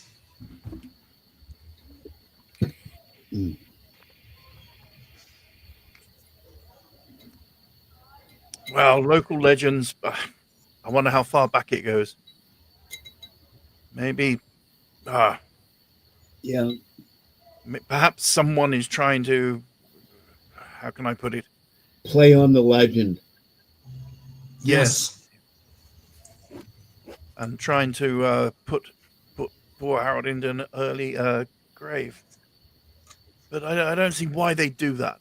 I mean, It would be easier for them to get to the silver if they do. that is very true.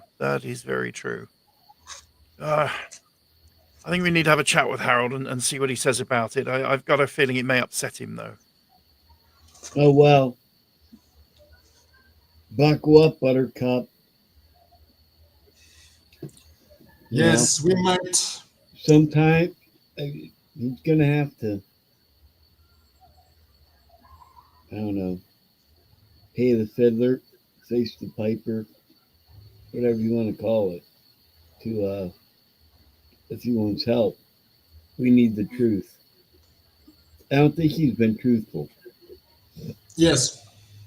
I think there's more things that we haven't heard about. You're quite right. So maybe it would be better if we get a better idea ourselves in our heads before we try to discuss it with Walter. At least you know him. He won't be truthful unless we have some evidence already. The thing what I is, mean? if he's the one who's got the evidence, or if he's actually Then, seen yeah. something, he can tell us about it. Yep.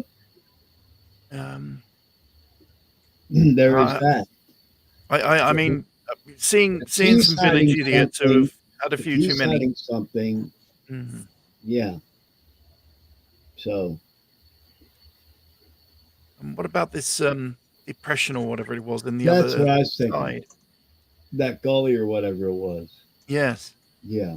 Let's have a look at the stables, then wander around the back of the house, have a look there, see if there's anything why that would have been filled in. Yep. I agree. Yeah.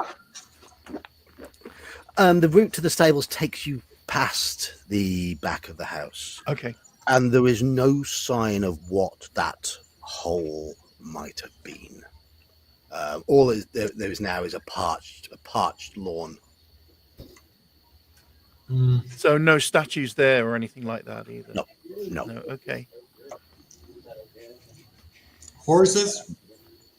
The stables contain a couple of horses. They are... I will have a good look at them, see what they're like. They seem to be healthy horses. Obviously, it's very hot. Yes. But they're well fed, well provided for with food and water,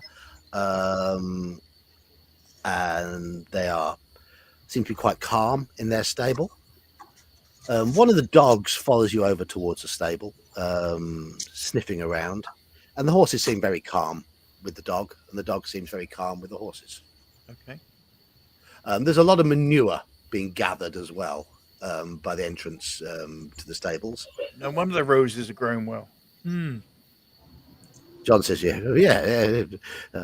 Fred smears that all over the rose bushes. You know, keeps them sprouting, keeps them lively. Well, they do look good. They do look good, even in this heat. Oh, and Hey it is guys, hot. give me a moment. My wife's sick with the dog. I'm gonna make her dinner. All I'm doing is frying up a burger. It'll only take me a minute. Okay. We're only going to go on for another half an hour anyway, so we'll see where we get to. Okay. John says, we're back at the house now, so I mean, if there's anything else you need, then I'm happy to show you. But unfortunately, I do have to depart now. I've got a possible lead for a line of work. So I've got to go and see a man about a potential job. So I need to go and freshen up. I'll be out of town tonight, back in the morning, but I'm happy to show you around again tomorrow if you need. But it's been a pleasure, gentlemen. It's been a pleasure. Yes. Yes, the pleasure is ours, for sure. You, and he tips his hat and heads off inside. Gertrude is there waiting on the steps of the house. Did you enjoy your stroll? Yes, hot, but yes, did. Interesting. Very interesting.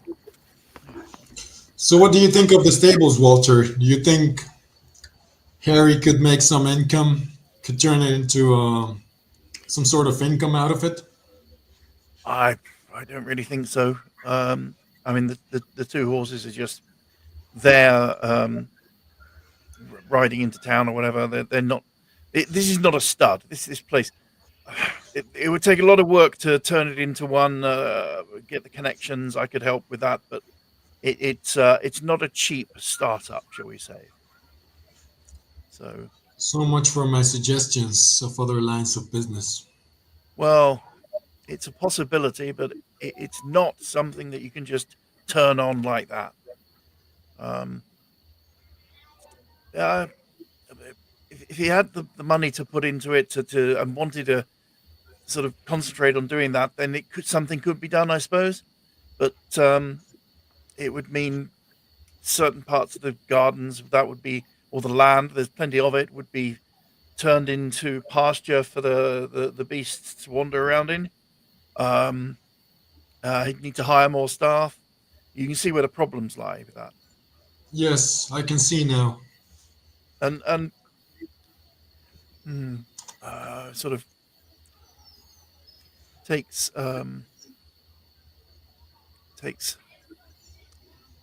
Percy aside. Percy, old boy. I couldn't help noticing earlier,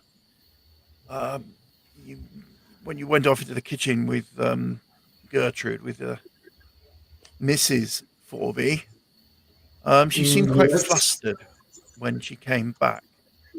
You're not flirting, are you, or philandering, or anyway, are you? Oh, I wouldn't. No, damn Wouldn't right. put it that way. No. But But yes, what? not the done You thing. worry about it, my friend? Sorry.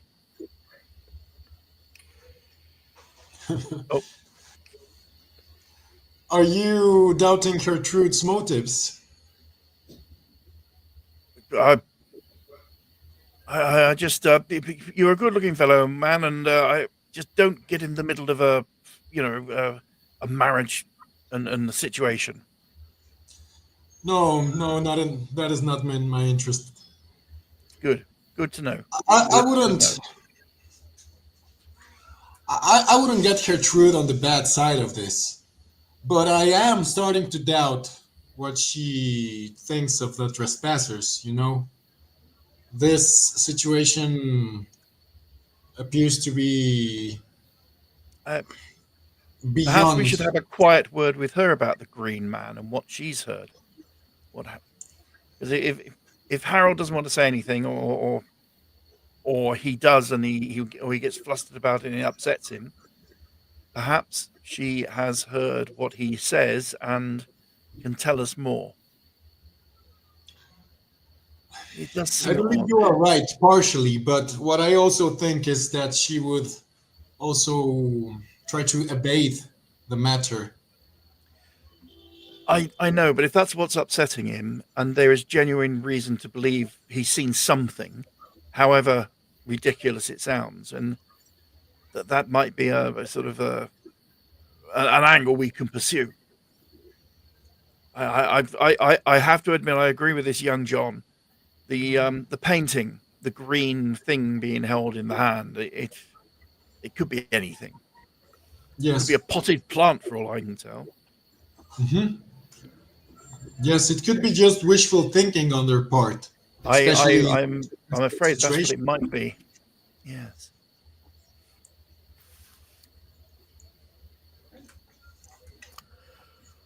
However, there is some dubious business going on. That is for sure. Well, perhaps let's have a little chat with Gertrude about it and see what she has to say. I mean, she may poo-poo the idea or just say that it's Harold Bean with his illness, but Yes, it's a strange way of manifesting itself, I'd have thought. it's a good idea. Yes, we could. I agree on talking to her, trying to make her talk about this green man. And I wonder why Or the about doctor whatever is fella's going on. saying the search for the emerald should be increased. I mean,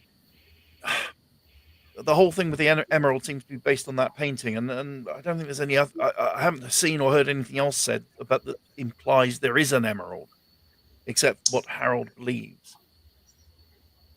I just haven't understand why this doctor would be a reference for anything. Other than he's treating Harry, yeah. Perhaps we should have a word with him later. If we do go down to the pub, then perhaps we could pop in and just say, well, that we're concerned friends. Yes. Yes, we could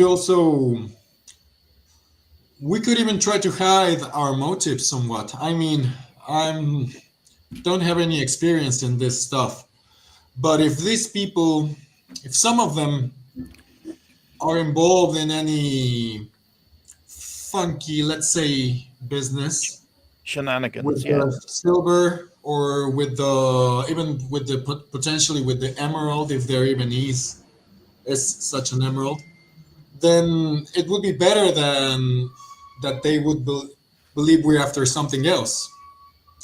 And I was indeed doubting a lot about our old friend's um, State of sanity. mind? Yes, about his state of mind. He is in a desperate situation. It seems so. It does seem so. Yes, Hmm. pretty much everything points toward it. So he might lose everything for all he knows. Yes, which is a great concern. Um,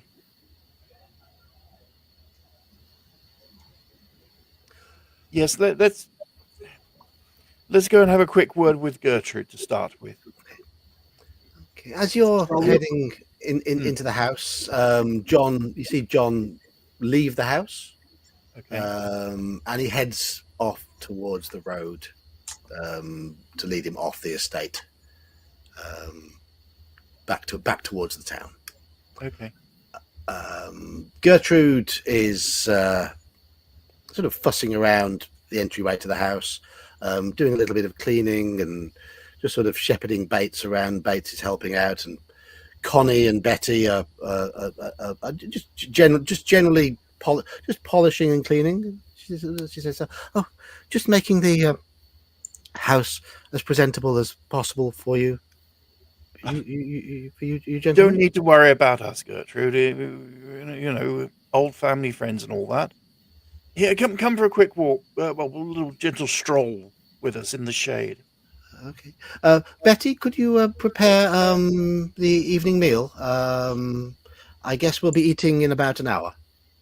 Betty goes, "Yes, Mom," and goes heading off into the house.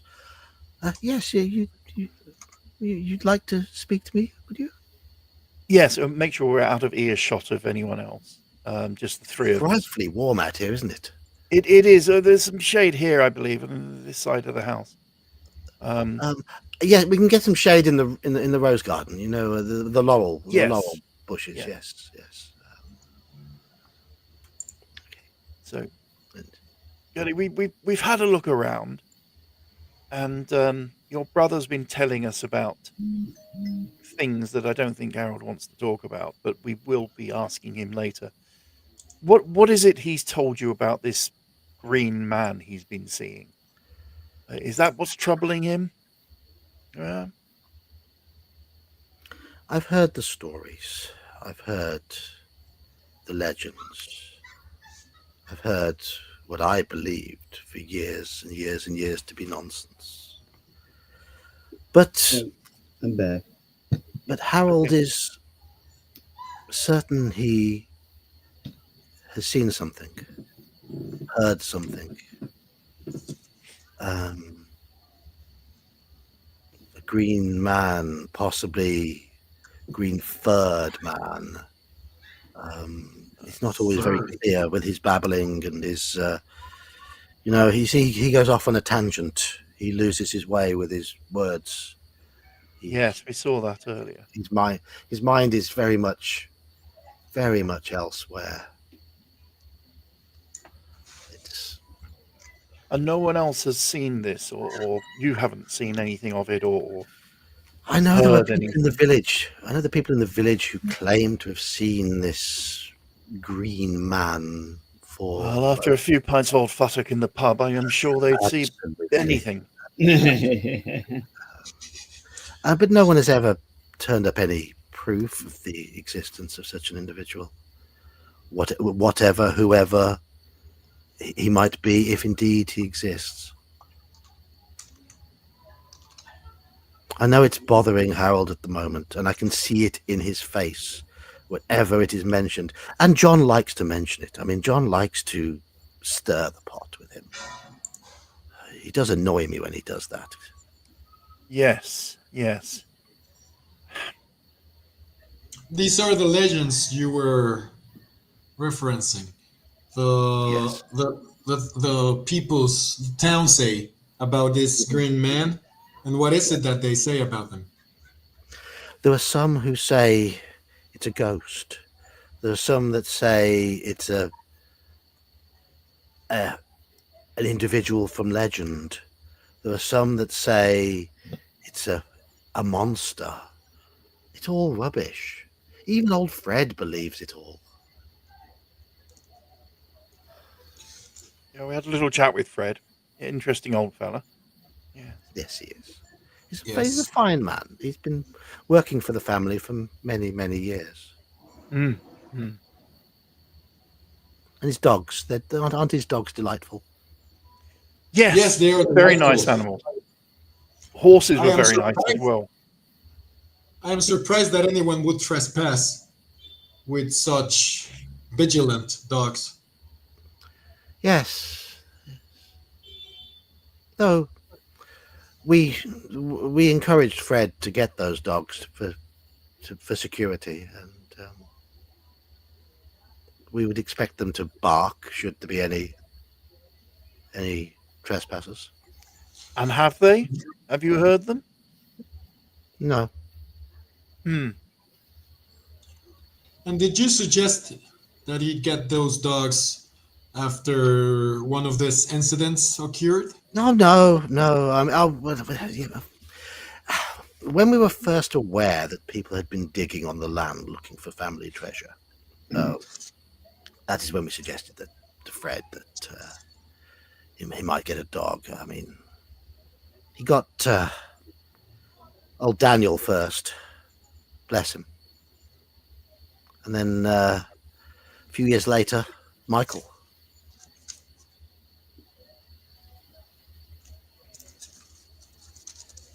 They are such lovely dogs. When the weather is better for a walk, I love to walk them myself. Harold used to. Well, we went to see this portrait What are we missing? of Harold's grandfather, and it really made us doubt about even the existence of this emerald. So, how come this doctor suggested that you search for it? Hmm. Why so? I think it's very much to do with Harold's Pandering, is it? it's to do with Harold's mental state. Hmm. If it does exist and if it's found, then Harold will almost certainly be in a better place. All right, here's a thought. Is it just the three of us? Yeah, it is. And her truth. Four of us with Gertrude. Well, you're with Gertrude. All right, I'll wait till later. Okay.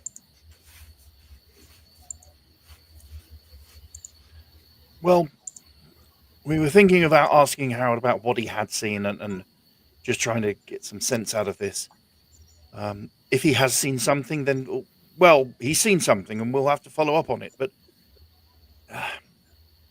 it more feels like he's imagining it or he's having a nightmare or something. That's why I want to wait till later. But we will help. We will do what we can. I'm making notes flying. So, Okay. did you enjoy your circuit of the grounds? Did John take you all round?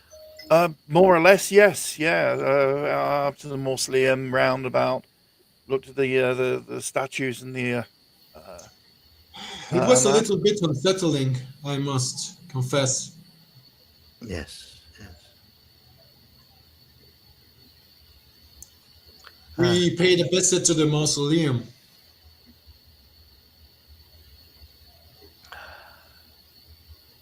Did he take you as far as the quarry? Quarry?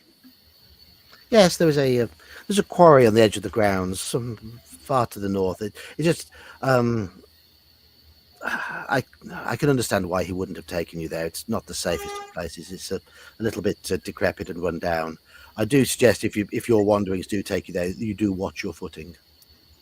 No, hadn't heard mention of that. Is there anything like a map of the land? Yes. Oh, yes, of course. Yes, of course. Ah, It's just that we were thinking of getting the water from the pool at the quarry. It is a fair walk. It's right on the. I mean, we've got 40 acres here, and it's right on the edge. So, well, I can always take one of the horses and ride up there. oh, you could. Excellent, excellent. I mean, there is a pool there of water that would come in most useful. So we can always go up and have a look. Yes, Maybe and a map of the land would be very useful. From historic one would be just as useful as well, I think. Maybe tomorrow. I mean, Yes, we've got we do have maps. They're in the library. I mean, I must apologise for the state of the library. No need. None of the Forbys have ever been the best organised, and Look, we've known Harold a long time, and ignoring any health issues he may have now, or even in the past, his organisation was not his strong point.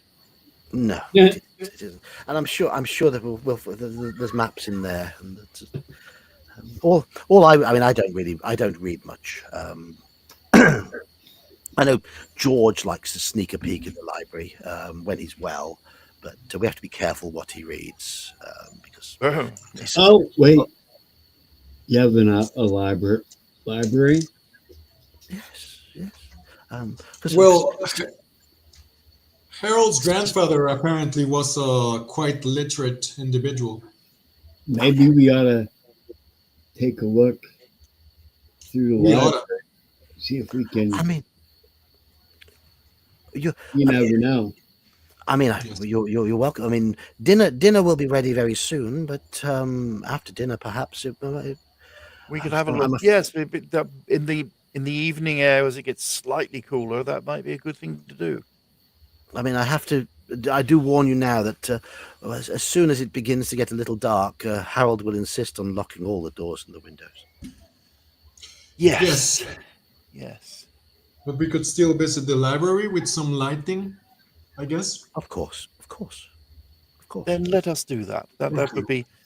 I mean, it's been quite a long journey getting down here in the rackety old train, Yes, of course. and in the heat of the day. But yes, if we just settle down there, perhaps with a.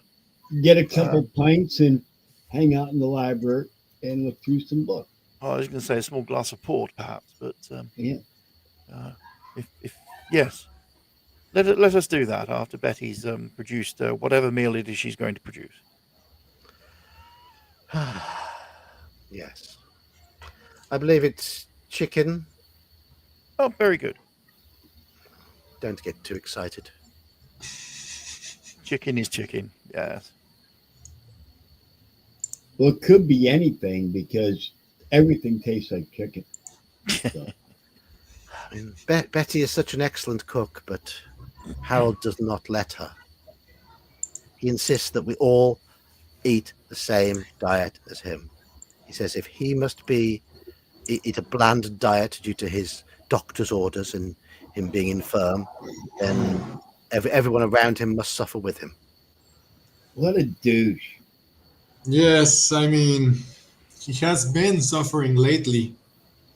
Yes. I mean, yes, I'm not downplaying his suffering. It is clear he is in pain, and he has got a lot worse recently. Very well. Then let us go and change for dinner, and after that we can retire to the library for perhaps a cigar and a little look through. A cigar and a brandy. Yes. Yes, that would be very I nice. can that. Yes. Well,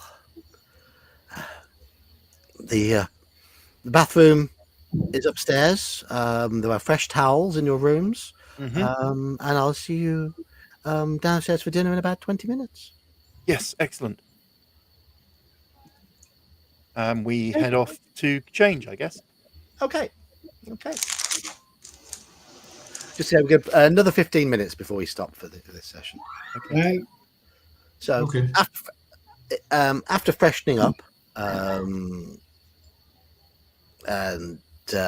just sort of dressing in comfortable indoor clothes for the evening, given how hot and stuffy the house is likely to be with zero ventilation, you come down to dinner, and you're greeted with a dinner of boiled chicken and potatoes. Okay. No seasoning, no cabbage gravy, soup. no cabbage soup, no, just boiled chicken and potatoes. Harold is sat there, sort of, his face is very, very flushed. He's there going, I feel I have a fever coming on. I do apologize. Oh, don't worry, old man. It's this heat, I think. That's all it is. We're all feeling it a bit. Yes, it's bloody oppressive, is it not? Bloody Yes. oppressive. Perhaps To there'll be all a of us. thunderstorm coming. Who knows? Yes.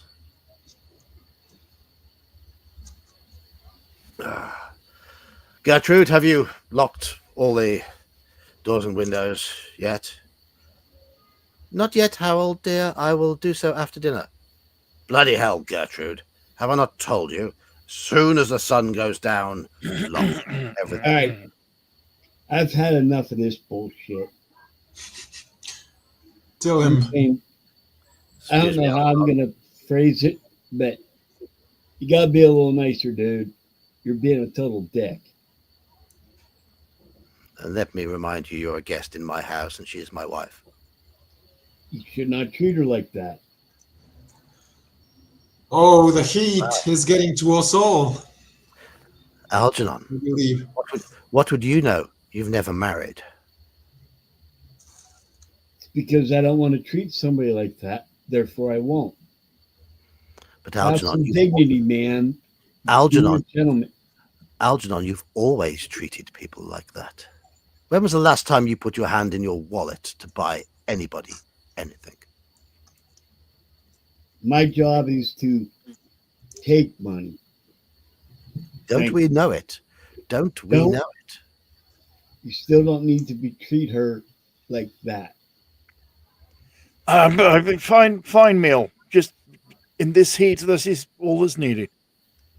Fine meal, indeed. Yes, this heat is getting to us all. But why is it so important to shut all the doors and windows as soon as the sun goes down? There is that. And this heat, especially. Security. It's just security. You're My rule, my house and my rules. It's for security's purposes. Yes. Can you make Yes, can you make psychology checks, please? Yeah. Yeah, probably not, but yeah. Got a 10 in that. Okay, so it's this. Bloody hell, I can. Actually, I might be able. I actually might be able to. That's a hard success, would you believe? Okay.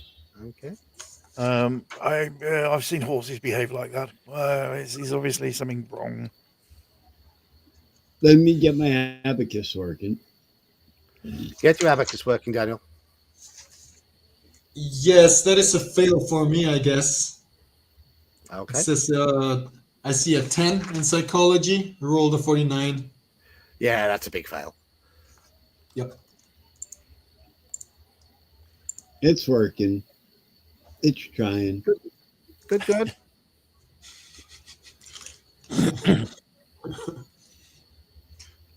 Well, I just start to get Actually, nervous John- and sip on my tea. If someone wants to roll for me, go ahead. What's your psychology? You tell. I'll let you know after you roll.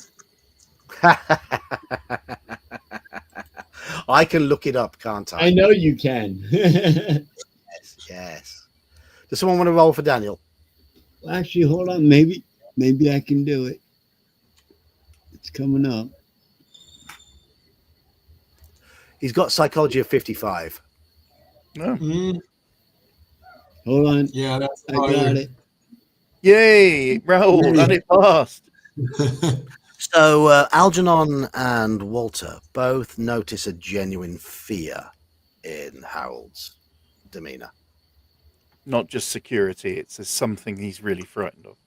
Yes. He appears to be shaking a little as he's coming out with all this sort of bluster. Security, shut up about it.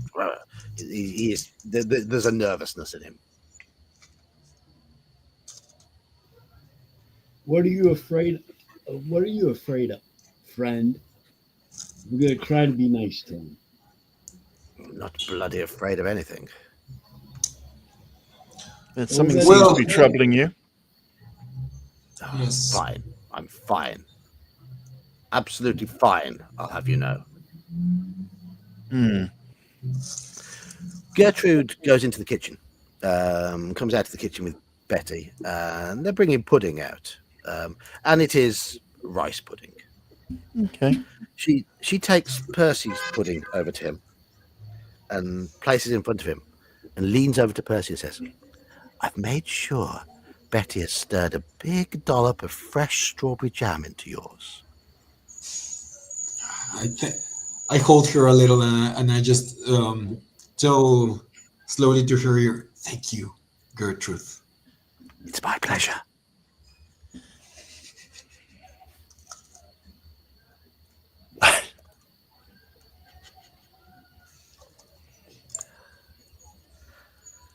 So, after another bland meal, Harold says, Gertrude says that you're planning on retiring to the library for a drink and cigars. Sort of relaxation, yes. Yes, I must say Yes. that sounds like a bloody good idea. Bloody good idea. Would you come with us if we help you? Of course. It's I should like to reminisce, times when I could do what my mind wants me to do, when my body would behave itself, Yes. I understand. I do understand. I'm only bloody 33 years old, and I feel like a 50-year-old. I know how frustrating it was when my leg broke at that rugby match. I do remember you howl. Yes. Yes, it hurt. And I've never been able to play since. When their hooker landed on you like that. Oh, don't remind me, old man. Don't remind me. Yes, that does bring You sort would of have paid perspiration worse to the for the forehead. hook. It wouldn't hurt so bad. Wrong sort of yeah. But you got your fitness back, didn't you? And look at me. Pretty much, yes. Just do you think sometimes, particularly in the winter, the old leg does trouble me a bit. But yes. I don't think I'll ever get my fitness back. You have to be positive, old man. Positive about it. Well, hopefully, you will help me in this road towards some positivity. Yes. Yes, absolutely. That is the idea, yes. I believe we can, starting the search in the library tonight. I think it's a bloody good idea. Yes. See if we can make head nor tail of. I can't make head nor tail of Father's records. Oh, we can start having a look through them. Sounds like an excellent plan. Bates, I think I've got a few of the. Yes, a tin of cigars. The good ones, kept for a special occasion. Can you bring them in? Yeah, and, we do have some brandy left, don't we? Yes. Excellent. Then shall we retire? We shall. We'll retire to the library for. Let's start doing some research and chatting and reminiscing or whatever. Okay. So, as we retire to the library, that's where I'll bring this session to a close. Okay. Okay. Yep, no, that's a good point. Well, I I think. thought. Yeah. Hell, I'm pretty proud of the fact I brought up looking into the library. No, I just want to kill shit. I think we've got a lot of discovering to do, haven't we? Really? Yes. Yes. Have I can't get my stream back up. I'm sure the doctor can give you some tablets for that. I was about to make a reference to that. They make pills. I can't see my stream. Have I closed myself on my stream? No, I think you're still live. I'm not seeing. Where's my? One of my. Oh, there it is. I've got it. One of my tabs was hidden. One of my tabs had hidden itself. Right. Okay. There we go. Right. So we have that was just really setting the scene. They've encountered Harold. He's clearly suffering. They've encountered John, who is clearly freebooting. They've encountered Gertrude, who is clearly a little flirty. They've encountered Bates and Betty, who are hardworking and diligent. They've encountered old Fred, who has been in the grounds for years, and he's got 2 lovely dogs. And they've had a little poke and found a few nuggets of information. And let's see. Hopefully, you're all available next week. Hopefully, we'll see next week what they make of it. What were the names of the dogs again? The dogs, Michael and Daniel. Okay. Very good. Very good biblical names. Yes. In the adventure, they were originally called Michael and Peter, but I realized I'd made a character called Peter, so I changed it. And as I play regular games with the Michael and the Daniel, I thought I'd use their names.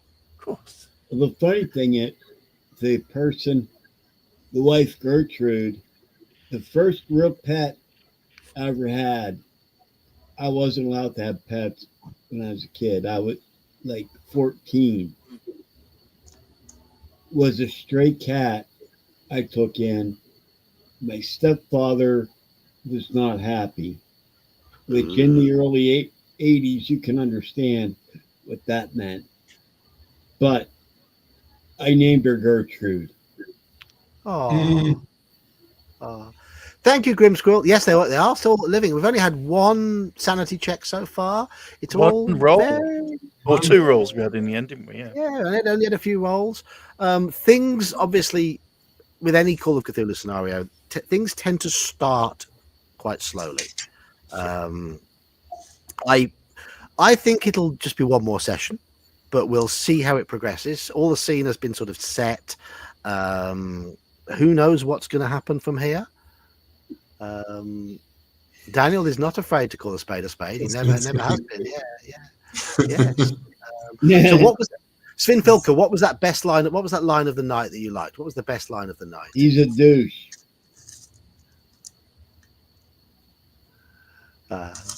Elaborate on what you believe was the best line of the night.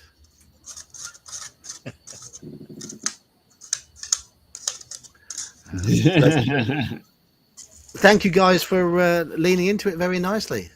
Oh, that's fine. Enjoying. And yes, if you want to give the players some suggestions in chat, you are more than welcome to engage and play. Yes, I don't mind you metagaming and reading chat for suggestions. It's absolutely fine. Is that a hint that we need it? No. I mean, my character appears to have a lot of points in occult for some reason. Maybe he's into like spiritists or something. It's where he's been going and taking all these drugs in the dens in Oh, Yeah, it's in that. London. Yes. No. He's well travelled. He's seen a fair bit of the world. He's quite well read. Yeah, and he has got a high appearance. I did that on purpose. Mhm. I did Yeah. wonder. I mean, I was always going to make Gertrude flirt with whoever had the highest appearance. Yeah. So Yeah, I'm that afraid. won't be me. No, it won't be you. No, so I'm afraid. No, sorry, and it is you who's getting the flirting Gertrude. It's good. I was wondering if Gertrude didn't age like Harold did. Well, I mean, she looks her age. She's probably 30, 31. Pretty good It's age. very Lady Chatterley, isn't it? I mean, Yeah. Pretty good And age. yeah, a hooker plays in the scrum. A hooker landed on him. Oh, yeah. Oh, that was it. Yes, it is a rugby term. The hooker in rugby plays in the centre of the scrum, and it's usually quite a solid chap. And the hookers are usually quite fearless as well, aren't they? They get stuck in. yeah. In fact, when I was at school, it was my position. I played hooker. Yeah, I propped or second road. So I was a second 15 hooker in our rugby team. I never made the first 15. The school rugby captain was the first 15 hooker.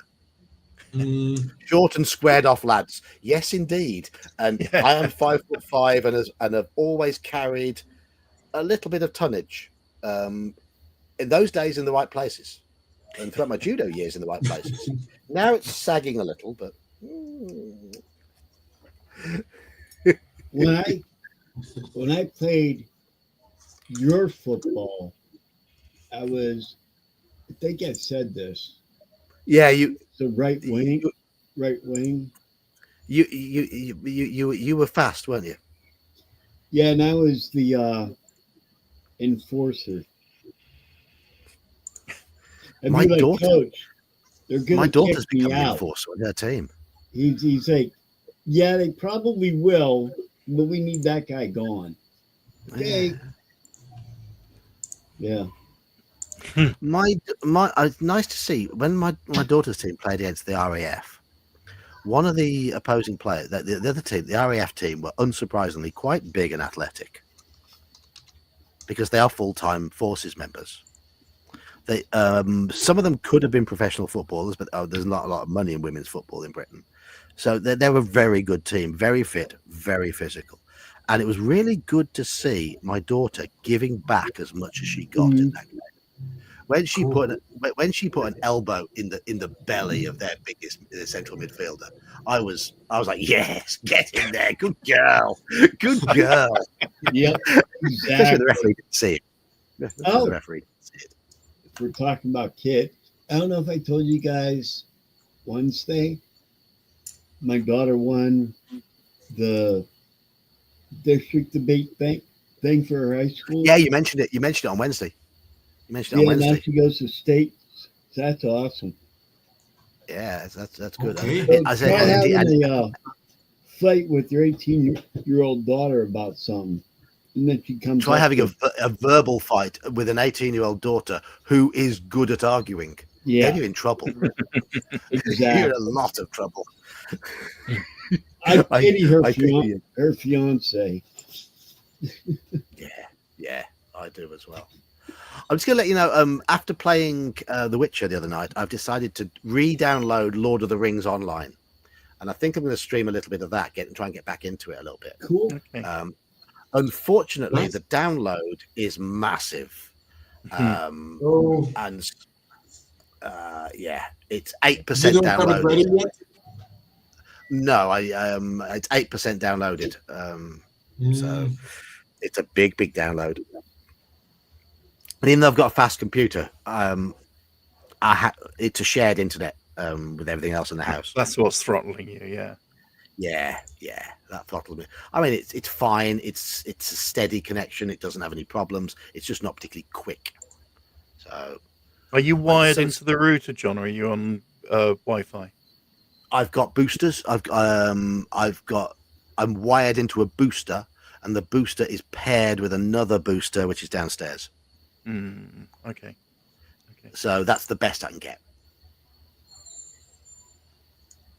Is Daniel the dog confrontational? Well, he is a mastiff, so I imagine he could be. It go along with my pup. So yeah. Yeah. I thought it'd be very apt calling him Daniel. Only if he drinks vodka and soda water for breakfast. I mean, Just saying, guys. he's the old dog of the group, and his bark Champions. is worse than his bite. There you go. That's you, Daniel.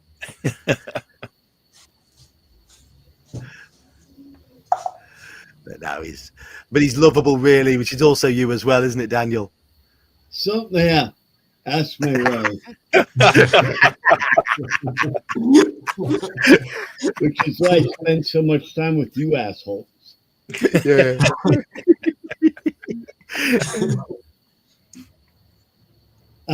He just Does Yeah, anybody that's know if somebody's running tomorrow's early game?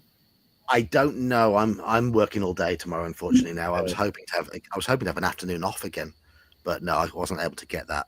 I might be able to get an afternoon off next week, but this week I'm working all day. I'm doing 9 till 6:30 tomorrow. Whoever's on now for listening, if I don't know if Omanal or not Omanal, who Brian? else? If they can't run, I can half-ass run what I have. Yeah, I mean the thing is, there are 5 people who are capable of running, in terms of having things prepared at various times. Foreshadow, which I will say it even at the preface of the game. If you have a cleric, bring it. Yeah, it'll be brought up in the beginning of the adventure, but at least the first session is cleric heavy. Yeah, and I mean, obviously, if nobody runs, we might end up doing what we did last week with Gene. The old. I don't. We'll see. Yeah, or just roll up as you go. That was kind of fun. It was, yeah. But I mean, I can't make it tomorrow, sadly. Me neither. The following weekend, I will not be around. I might be around the weekend after because one of my colleagues is away, and the lad we've got trained up for Saturdays was scheduled to come in and do 5:30 till 7:30 to close up, and it would make no sense for him to do Gemma's shift, which is 9 till 1, and then come back for 5:30 till 7:30. So we're talking about me doing 9 till 1, 9 till 1:30, and him doing lunchtime till close. So I think that I might be available. Well, I'm gonna be training.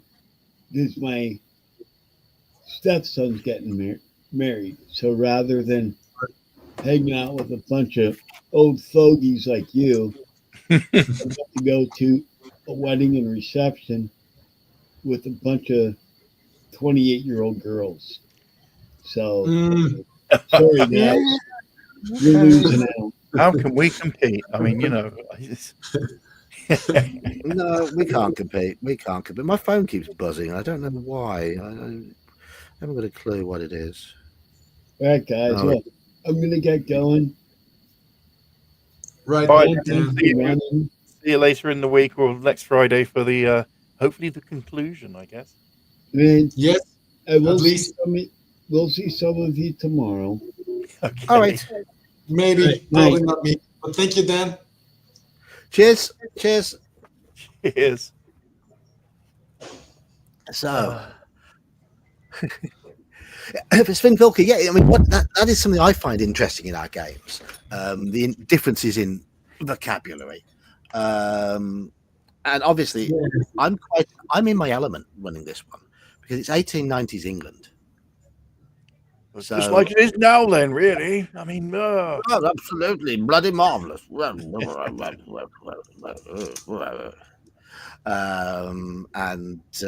obviously, I mean, no, sorry. I mean, your first language is Spanish, isn't it?